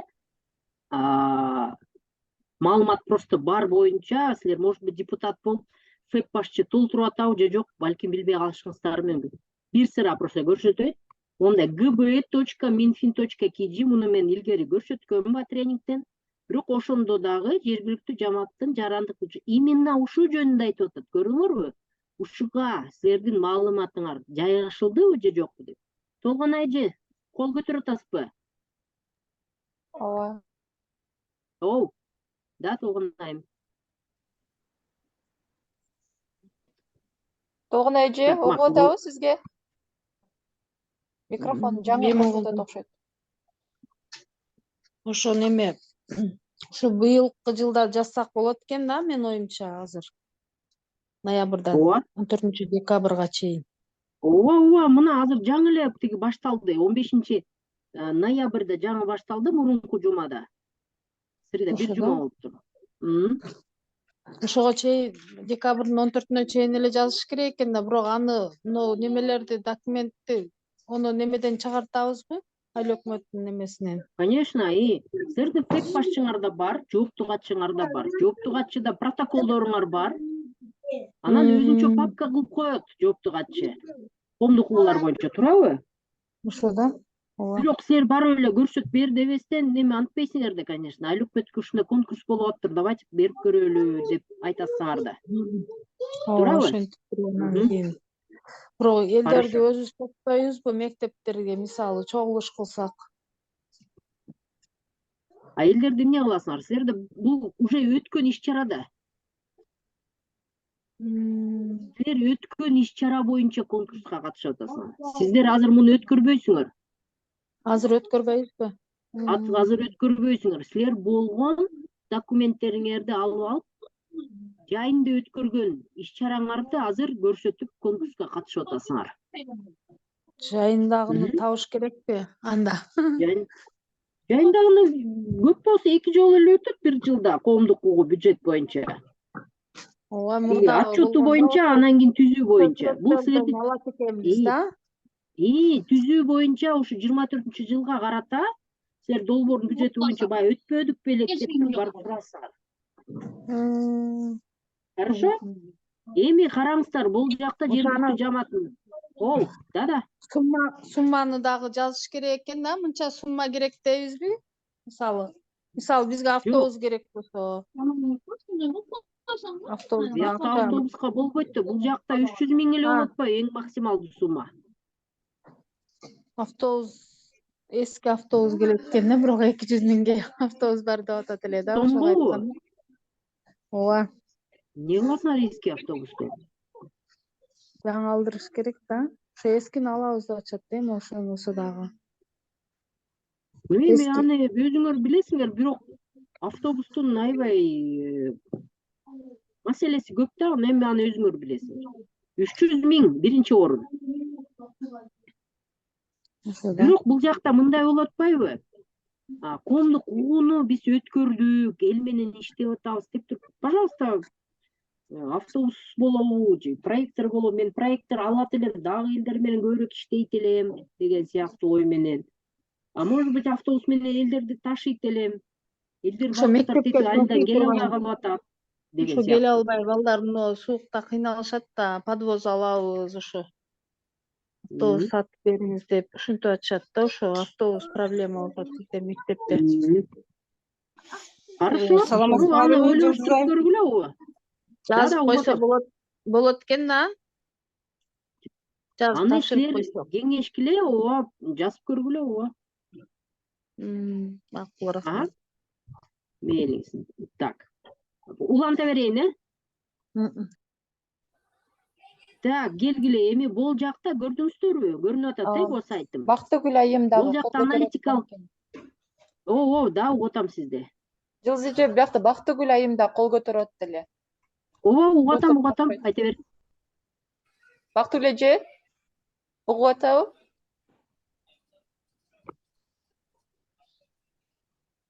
Так. Саламатсызбы? Саламатчылык, угуп атам. Биз ушу бюджеттик коомдук угууну элге өткөзгөнбүз да. Негизде сиз айткан документтерди толук копиясын алып туруп, ушул конкурска катышсак болот экен, менин түшүнүгүм боюнча. Ооба, туура. Сурайын дегеним, мынабу президенттик фонд биз башка кайрылабыз, бул конкурска башка катышабыз, Бул эки башка булак. Эки башка булак, ооба, ошону сурайын. Эки башка. Бул өнүктүрүү саясат институттун конкурсу болуп атат азырчы. Гранттык конкурс. Эми айыл өкмөттөргө только. Эми караңыздар, жана коомдук. Жылдыз эже, эгерде ушул конкурс боюнча 1, 2, 3 орун аныкталган болсо, анда кызыктыруучу орун 10 орун бар экен да, ушундайбы? Ооба. Ошондой болсо 200. Азыр эсептеп көрсөм ошондой деп эсептедим да. Анда ошондой экен, ооба. По-моему, ошондой болчу мен да эсептеп көргөндө. 55 миңден, Ооба. Ооба. Ошондой экен да, значит. Шыктандыруучу. Айта бериңиз. Мына бул конкурс боюнча да, конкурсту кандай жанагындай комиссия неме жыйынтык чыгарабы, же болбосо жанагындай онлайн неме боюнча добуш берүү? Комиссия жыйынтык чыгарат. Комиссия. Мен мисалы комиссияда мындай болот да, сиздердин заявкаңарды, мисалы Азамат Мамытов чогултат деп атпайбы? Азамат Мамытов чогултуп алат дагы, бүт аттардын баарын өчүрүп, секрет сыр кылып туруп, мисалы район, область, аймагыңардын атын бүт өчүрүп туруп, айылдардын аттарын өчүрүп туруп, анан бизге берет. Анан биз отуруп алып кагаздарын карайбыз. Так, протоколу бар экен. Жумушчу топ түзүптүр, тиги коомдук угууну өткөрүү боюнча. Жарандык бюджетти, мынакей презентация кылышыптыр, жарандык бюджетти даярдашыптыр деп туруп, бал кое беребиз. 20%, 10% депчи. Анан эң көп алган бал акырында ушул утуп алат да биринчи орунду. Канчалык көбүрөөк документ силер тиешелүү документтерди тиркесеңер, значит силердин шансыңар болот да. Түшүнүктүү. Так, хорошо, убакыт ообай өтүп баратат, бизде жарым саатыбыз эле калды. Мен сизге бул жарандык бюджетти кимде просто шансы бар. Могу жалпы республика боюнча карасаңыздар 24-жылга бюджеттин долбоору боюнча статистиканы просто көрсөтүп кетейин. Кимдер буга чейин жарандык бюджетти толтурган? Так, кимдер толтурган? Мен азыр деген баягы подряд эле карап атам. Давайте Кыргыз Республикасы эмес, там, мисалы Нарын облусу дейм. Нарын облусу боюнча 24-жылга ким коомдук ууга мондай жарандык бюджетти даярдаган? Эми караңыздар. Акмоюн, Атбашы, Байетов, Акталалыктар, Башкайында, Жергетал, Кара Бүргөн, Кара Суу, Кара Суу неменики? Атбашыныкы. Тоголок Молдо, Учкун, Нарын району экен. И то жарым-жартылай көрүнөт. Бул толтурулгандар жакшы шансы бар да. Мен силерге просто мисал катары айтам. Может быть, силер азыр жарандык бюджеттин данныйларын ФЭП башчыңар толтуруп коюшу да мүмкүн. Мунун немеси жок да. Ушу жок. Так, потом Ошто карап коюңузчу. Жалал Абад облусун карап атам. Ош облусун. Так, Ош облусу боюнча.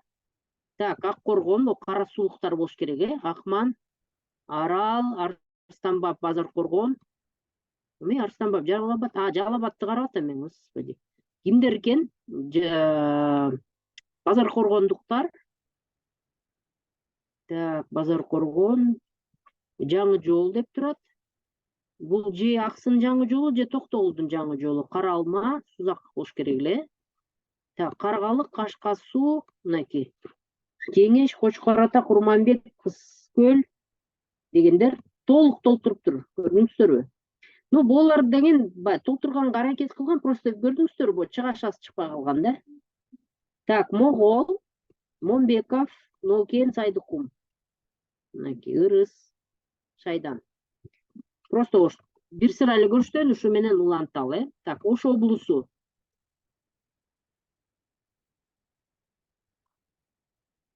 Так, Ош, Акташ, Башдөбө, Жекенди.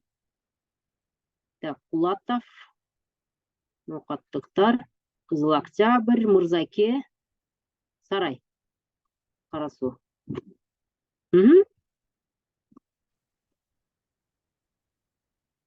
Так, Ысык Көл облусу боюнча просто көрсөтө кетейин сиздерге. Мынакей Ысык Көл облусу. Эми караңыздарчы, бирөөңөрдүн айлык өкмөтүн айтсаңыздар. Нариман жарым-жартылай деп турат да, Кара Суу. Акжарчы, Акжар айлык үзгөн. Акжардыкы, по-моему, бар үзгөн. Жок, Акжар эменики, Кара Суунун Акжары бар болчу. Так, вот область көрдүңүзбү? Жалал Абад Аралды карап бериңизчи. Азыр. Мынакей, карасаңыздар, бул жакта бюджеттин долбоору жөнүндө силер жазгантасыңар да турабы? Ой, долбоору. Бюджеттин долбоору. Не болуп калды? Азыр дабир жок. Жылдыз эже, муну ФЭП башчы толтурабы? ФЭП башчы толтурат. Так, эмне дедиңиз эле? Нокен дедиңиз беле? Так, Нокен айлаймагы. Ачылбай койду, азыр кайтсаңыз, азыр ачам. Просто Нокен айлаймагын көрсөтүп атам. Бул деген мынакей жарандык бюджет атайын, помните, жана немеде бар болчу критерийлерде долбоордун. Паспорттун саны, калкы дегендер бар болчу. Киреше канча, салык киреше деген маалымат камтылыш керек деп турган. Көрдүңүздөрбү? Ол, значит, барлардыкы шансы бар да. Анан социалдык экономикалык өнүгүү программасынын артыкчылыктары жазыла кетти, көрдүңүздөрбү? Нокендики. Так, андан тышкары бюджеттик календарь мынакей. Бул жакта баягы кирешели 24-жылга, пожалуйста, бүт цифраларды киргизип койгон да. Анан Бул жакка түшүндүрмө берип кеткен аз, бирок бар суроону. Ушуну бизде жарандык бюджет деп коет. То есть бул жарандык бюджет элдер үчүн, значит мен азыр телефондон ачып эле өзүмдүн айыл аймагымды карап, жакшы маалыматтарды берип коюптур. 24-жылга бюджет боюнча тамак аш сатып алууга, мисалы, момча кылып аткан турбайбы детсадка деп туруп карап, анан көрдүңүздөрбү, бияка даже түшүндүрмө берип коюптур. Молодцы вообще. Сонун. Так, Акжар деп атары просто бирди көрсөтөм, бүттү, убакыт кетип атат. Мен сиздерге муну атайын, Акжар. Ош областы дедиңиздерби? Ооба, Ош областы өзгөн район. Азыр ачылды. Жана интернет неме болуп калсын. Ош областы 24-жылга. Так, бул жакта вообще цифра жок. По крайней мере, кимдин өкмөттүн аты жазылыптыр. Бул 24-жылга жок. Может быть, мурунку цифралары бардыр. Вообще эчтеке жок. Тилекке каршы. Хорошо?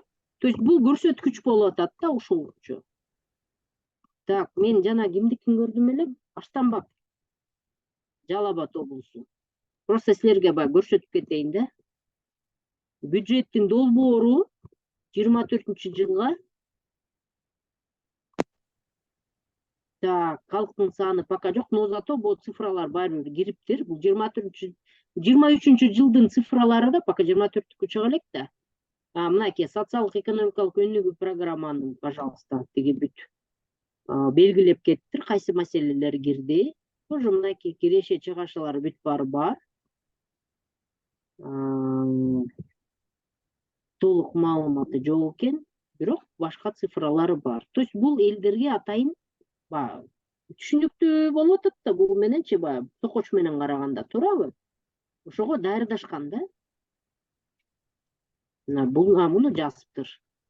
То есть эмгек акыга мынча кетти, социалдык фондко мынча кетти деп туруп түшүндүрмө берип койгон. Түшүнүктүү, урматтуу катышуучулар. Эмнеге көңүл бурабыз, Анан эгерде суроо боло турган болсо, бул жобону просто жакшылап окуңуздар. Азаматка улам чалып, жазсам болобу же жазсам болбойбу дегендерди сурабайсыздар, макулбу? Жакшылап жобону окуп аласыздар и просто керектүү маалымат.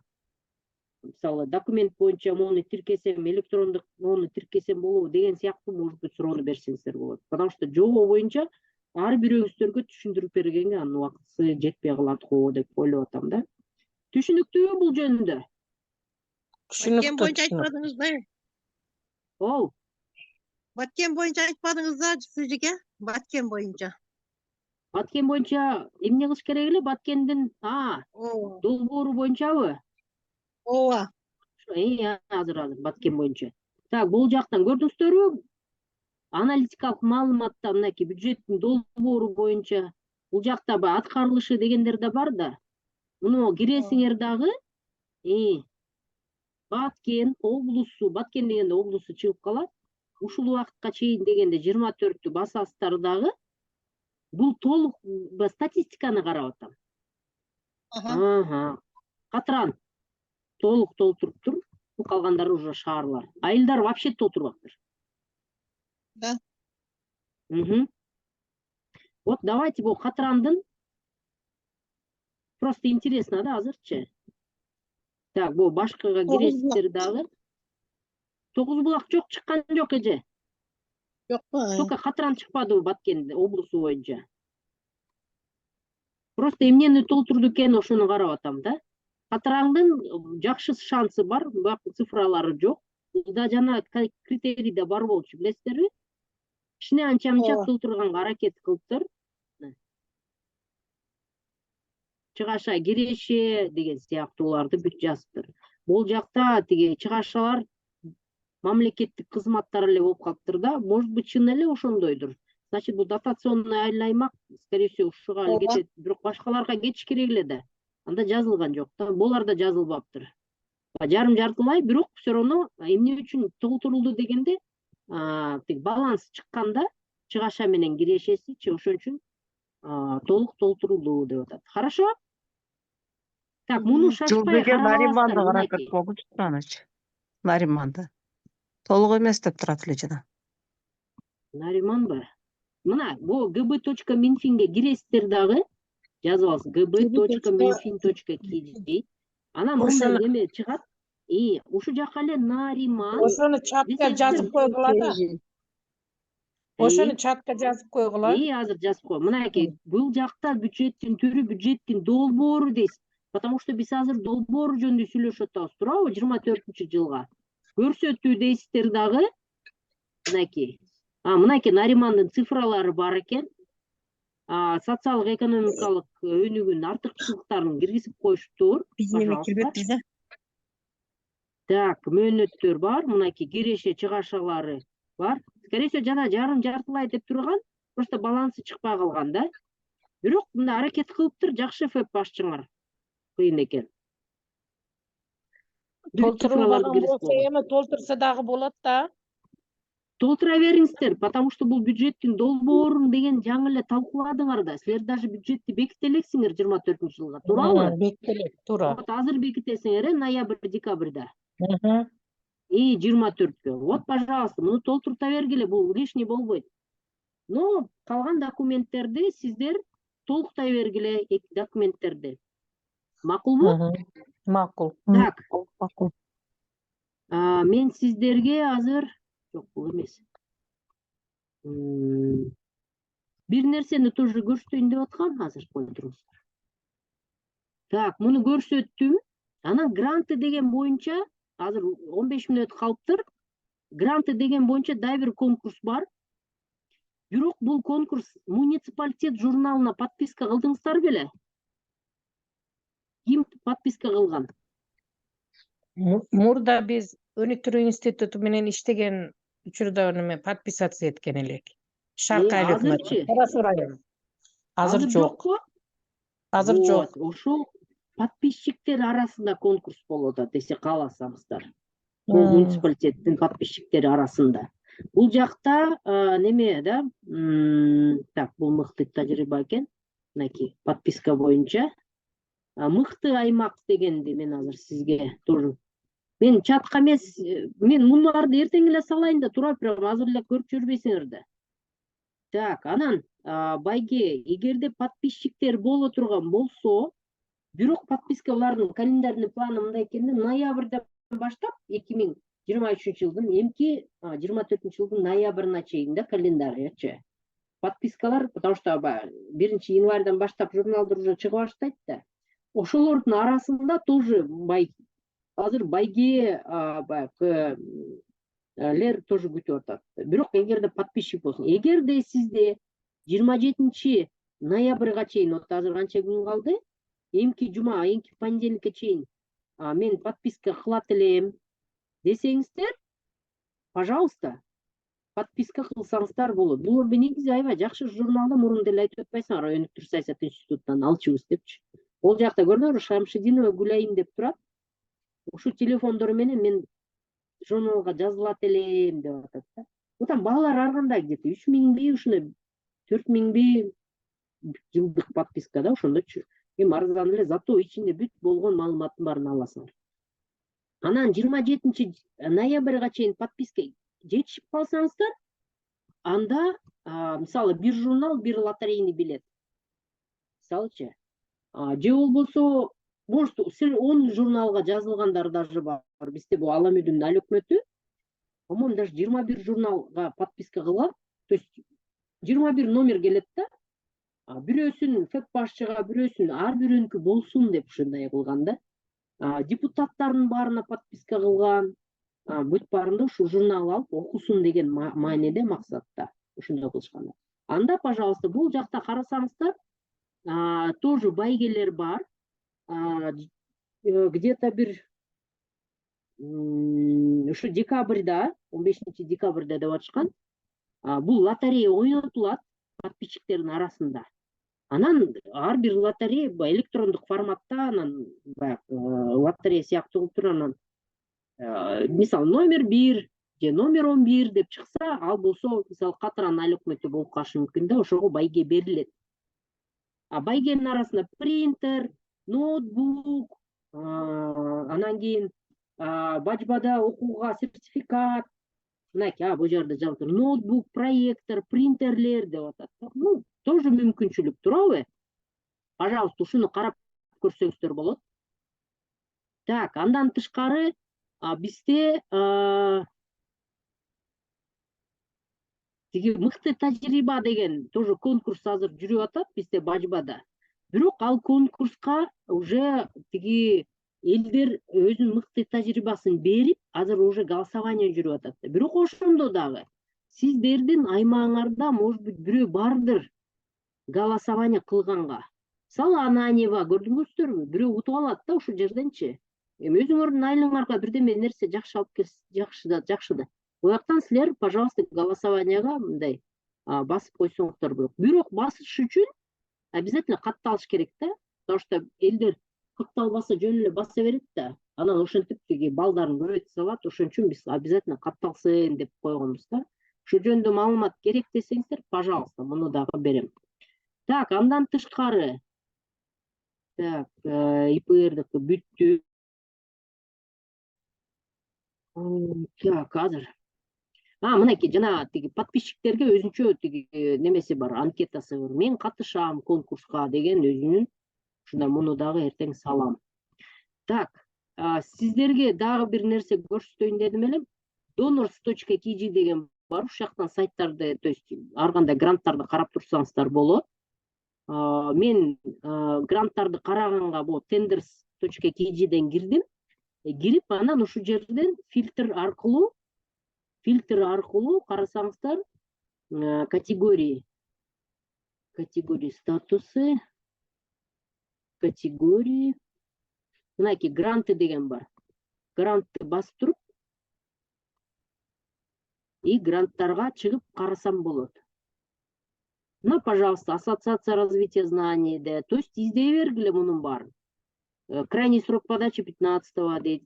Маргандар 24-го, 24-тө деп атат. Прием заявок от НКО дейт, действующих в Кыргызстане на получение гранта. Пожалуйста, караңыздарчы, канча гранттар бар бияктын ичинде. Грант на реализацию мероприятий по профилактике лечения, баягы саламаттык сактоо жакта. Грантовый конкурс для НКО дейт. Бул уже, правда, срок өтүп кетти. То есть ушул жерден улам издей бериш керек да. Андан тышкары procurement деген сайт бар. Мынакей procurement.kg. Бул жактан дагы, пожалуйста, мынакей все объявления, поставщики, новости, статьи, мероприятия. То есть бул жактан дагы, пожалуйста, карап объявленияларды көрдүңүздөрбү? Мынакей по типам дегенде грантовый конкурс, мынакей. Бул, пожалуйста, кааласаңыздар Бишкек, Ош, Жалал-Абад деп карап көрсөңүздөр болот, бирок мындай жөн эле поиск кылып көрсөңүздөр да болот да. Эми бул жакта прием заявок на получение гранта от проекта USAID по поддержке предприятий женщин, молодежи и уязвимых групп. Мынакей, бул жакта 22 ноябрда. Крайний срок подачи 24 жылга чейин экен даже. Муну ачып көрөлүчү, просто силерге маалымат катары. Поддержка женщин предпринимателей дейт. Пожалуйста, буга деле изучать этип, изилдеп карап көрө берсеңиздер болот. НКОлорго на получение, НКОлорго билесиңер, даже айылдык ден соолук комитети да кирип кетет бул жака. Пожалуйста, бере бериңиздер. Поддержки деятельности мероприятий, укрепление потенциала дейт, НКО дейт. Так, бул болсо крайний срок уже өтүп кетти. То есть буларды улам карай бериш керек да. Хорошо? Бул майга чейин экен вообще, эмки жылдык. Бул болсо декабрдын 24-үнө чейин экен. Бул андан тышкары. Так, Сороста мен эчтеке тапкан жокмун, бирок ошондо дагы ол жакта грантовый конкурстар болуп тур, мөөнөттөрү өтүп кеттир да, срокторучу. Бирок карай бергиле. Мунун тиги списогун силерге тоже салам. mkis.net'te конкурс проектных заявок деп турат. Пока гранттар көрдүңүздөрбү? Бул жакта сроктор өтүп кеткен, бирок болуп турат, муну да уламдан карап туруш керек. Августта болуп тур да. Бирок карабайсыңар, августта, анан июльда дегендер толтура боло берет. Андан тышкары, Проундун сайтына карасаңыздар, тоже боло берет да. Ну, булардын тоже мөөнөттөрү өтүп кетиптир, бирок ошондо дагы карап туруш керек. Мынакей грантты. Хорошо? Урматтуу катышуучулар, мен болгон баягы истеген маалыматымды сиздерге көрсөттүм. Мен ойлоп атам, мунун баары силерге баягы керек го деген ойдомун да. Ошол. Суроолор барбы? Жок, рахмат. Суроолор болсо айтабыз дагы. Так, нарын учкун айлаймак жарым жартылай деп турат. Эмнеси кем экен дейт. Эми аны караш керек. Балким тиги жарым жартылай дегенде жана баланс чыкпай калышы мүмкүн. Назгүл Жумалиева. Тиги бюджетти баланс чыгыш керек да. Эгерде 164.000 бүтүн 10/6 болсо, анда чыгашасы да точно ушундай цифра болуш керек да. Значит, 164.000 бүтүн 2 болуп калган, и все, жарым жартылай болуп калышы мүмкүн да. То есть точно чыгыш керек аякта. Хорошо? Аны ФЭП башчыңар жакшы билет. Так, дагы суроо. Музыкалык инструментке жазсак болот? Конечно, болот. Азыркы Өнүктүрүү саясат институттун конкурсуна болот. Клубка музыкальный бир каражаттарды алсаңыздар, пожалуйста, болот. Тиги отопительный батарейка мисалы да, клубуңарга жылытуу системасын. Баягы тиги ремонттолгон эмес, мындай бир илинмелери бар го, точка менен сайылган. Ошондой сатып алдырсаңыздар болот. Так, Жылдызга кандай? Түптөн салам, сизге да салам. Так, саламатсыздарбы? Менин номерим Telegram группага кошуп коюңуздар. Так, түшүнүктүү. Кошуп коюңуздар. Все, ошол маалымат. Урматтуу айымдар, урматтуу катышуучулар. Суроо барбы дагы? 5 мүнөт калды. Сиз экинчи темага өтпөй калдыңар, жанагы жамааттар боюнча да аттың беле? Ооба, жамааттар боюнча баса. Жамааттар боюнча кичине эле кыска маалымат болчу. Просто баягы ресурс катары. Ооба, эже, рахмат. Менде суроо бар эле. Жооп бериңиз. Ооба, туура. Мен тиги баягы күнү бир долбоордон айтып кетти, биз демилгели топ эми почти жамаатта. Ошол жамаатты тиги айыл өкмөттүн каттоосунан өткөрүп койгула дейт. Анан мен бүгүн барсам, аларда да түшүнүк жок, менде да түшүнүк жок. Ошону кандай жол менен өткөрөбүз айыл өкмөттүн каттоосунан? Ошол жөнүндө бир айтып койсуңбу? Ал кандайча каттоосунан? Аны жөн эле бекитиш маселе эмес беле? Ошо же бекитиш керекпи, эмне кылыш керек? Билбей койдук да, бирдеме кылыш керек. Демилгелүү топту, вообще негизи жумушчу топту бекитет айыл өкмөтчү. Демилгелүү топту бекитилбей эле, мындай демилгелүү топтор иштей берчү эле. Негизичи. Жамаат катары эметейт да, ошо жаңы жылдан баштап башка долбоор келсе, ошого мындай бизде ошо жамаат деп койсок болот. Жамаат бар, ал айыл өкмөттүн каттоосунан өткөн деп көргөзсөңөр кичине плюс болот дегендей. Mana ошо кандай каттоодон өтөбүз? Кааласаңыздар, аны айыл өкмөт бекитип койсо деле болот, баягы жумушчу топ катары элечи, демилгелүү топ. Пожалуйста. Аны баягы каттоо деген ошо бекитилген да. Буйрук менен бекитет, эмне менен бекитет? Буйрук менен бекитет. Буйрук менен эле, ооба, баягы жумушчу топтой кылып туруп эле, ооба. Ошону. Мен сизге ошо тиги буйруктун шаблонун издеп көрөйүн, Жумакүлжө. Ошону көрчү. Барыңыздарга да, кандай кылып бекитет? Сизге ошол кызык болуп атабы? Ошол керек болот мага. Ооба. Хорошо. Демилгелүү топ. Так, дагы суроо. Вот жергиликтүү жамааттын булактары катары просто баягы 8-сессияны эжеке айтпадыбы? Бул баягы кыска бир эле слайд. Жергиликтүү жамааттын булактары, конечно, сиздер баягы ар кандай гранттык конкурстардан тышкары жергиликтүү жамаат ишара эле ошонун ичиндеги булактар катары силердин лидерлериңер, активисттериңер, ошол эле жаштар комитети силерге булак катары деле баягы жардамчы катары карасаңыздар да болот да. Мисалы ассоциация, ошол эле НПО да, айылдык ден соолук комитеттер. То есть бул жакта акча каражат менен эмес, башка тараптан ошол эле илгери баягы ашар жолу менен деген сыяктуу нерсе да, бул да булакта турабы? Эгерде бир маселеңерди, мисалы ошол эле консультативдик кеңеш, балдар жана жаштар боюнча консультативдик кеңеш түзүп алып туруп, ошол бир нерсени чечип же болбосо планыңарды иштеп чыкса дагы, бул силерге бир жакшы мындай бир жардам да. Айылдар комитети, айылдык же болбосо айылдар же айылдык ден соолук комитети, мисалы кандайдыр бир иш чараны өткөрүп берсе, бир гранттык конкурска да, бул дагы силердин жакшы булагыңар да, то есть жакшы мындай бир чечиле турган бир маселеңердин бирөө болуп саналып кетет да. Мен ошон үчүн бул баягы жергиликтүү жамаатта булактарга да обязательно көңүл буруңуздар, булар калып кетпесин деген ойдо буларды тиркеп жазып койгонбуз да. Ошол урматтуу катышуучулар. Суроо барбы? Суроо жокпу? Бардыңыздар, чарчадыңыздарбы, Так, бир суроом, ичүүчү суу фильтрлөө боюнча проект. Айымдар үчүн фитнес зал куруу үчүн проекттер болсо жардам бериңизчи дейт.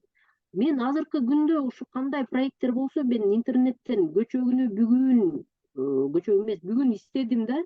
Ар кандай мурдагы жолу да издегем. Болгон проекттерди пока ошолорду таптым. Ичүүчү фильтрлөө боюнча проекттер, жазып көргүлө, мисалы азыркы эле мен сизге көрсөткөн өнүктүрүү саясат институтуна фильтрлөө боюнча өзүнчө аппараттар бар да.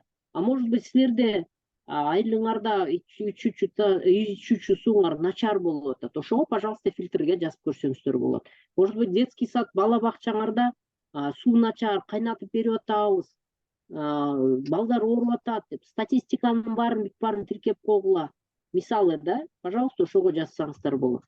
Биякта мындай да, утуп алган суммага уже эмне аласың деп сурайт да.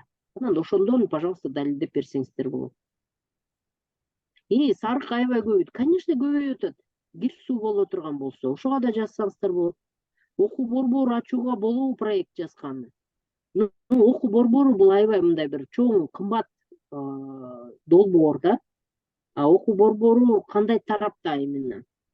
Аны деле карап көрсөңүздөр болот ар кайсы донорлордон.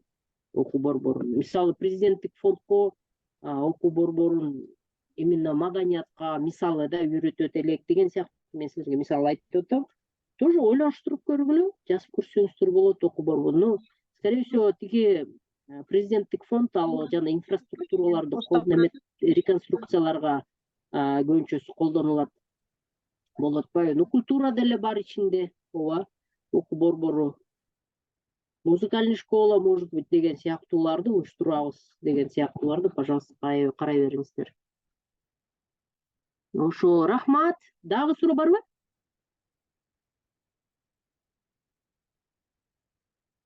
Урматтуу катышуучулар, суроо жокпу? Биз мындай кылалы. Суроо жок, Хорошо, мындай кылалы. Мен такыр эле эч жака кетип калбайм. Мен өзүм тиги Амуцада иштейм, академияда. Жарым тиги өнүктүрүү саясат институту, жарым ошо тиги Амуцада дагы иш алып барам. Өзүм окуу процесси боюнча менеджермин. Элдер келип окуп, дарыметін жогорулатуу боюнча окууларда. Сали айым менен, Айгерим айым менен постоянно биз иштейбиз. Эгерде бир кандайдыр суроо боло турган болсо, пожалуйста, жазып сурай бериңиздер. Анан мен өзүм телефонумду калтыргам. Ошол, рахмат сиздерге. Эгерде суроо жок болсо. Рахмат сизге дагы. Урматтуу катышуучулар, эгер сиздер кечирээк кирип, кандайдыр бир маалыматтарды өткөрүп жиберген болсоңуздар, биз YouTube каналыбызга ушул записти дагы жүктөп коебуз. Ал жактан сиздер ушул биринчи күнүн, экинчи күнүн, 4 күндү тең көрө аласыздар. Ссылкаларын дагы чатка жөнөтүлгөн. Биздин Telegram группабыз жана Instagram баракчаларыбызга да катталып, ушундай конкурстар жөнүндө, мүмкүнчүлүктөр жөнүндө дайыма кабардар болуп туруңуздар. Анан эсиңиздерге сала кетели, биз эртең дагы иш чара өткөрөбүз. Ушул эле убакытта онлайн жолугушуу болот. Ал жерде биз ушул үй бүлөлүк зордук зомбулукту алдын алууда депутат айымдардын ролу жөнүндө сөз кылабыз. Абдан кызыктуу болот деген үмүттөбүз. Себеби дегенде республикада 16 күндүк ушул гендердик зордук зомбулукка каршы күрөшүү боюнча акция башталганы турат. Сиздер дагы жерлерде ар кандай иш чараларды өткөрсөңүздөр болот. Демек, ошолор жөнүндө дагы эртең кеп кылабыз. Сиздерди кайрадан онлайн байланышта күткөнгө чейин жакшы туруңуздар демекчибиз. Жылдыз айымга, биздин тренерибизге ыраазычылык билдирели. Рахмат. Чоң рахмат. Ийгилик сиздерге барыңыздарга. Жакшы, эс алыңыздар. Жакшы туруңуздар. Рахмат. Силикене чоң рахмат Турмушка аябай жакшы болду. Рахмат, ошондой эле болсун. Мээңиздер, Жакшы, эң сонун болду. Эң сонун. Жакшы. Рахмат.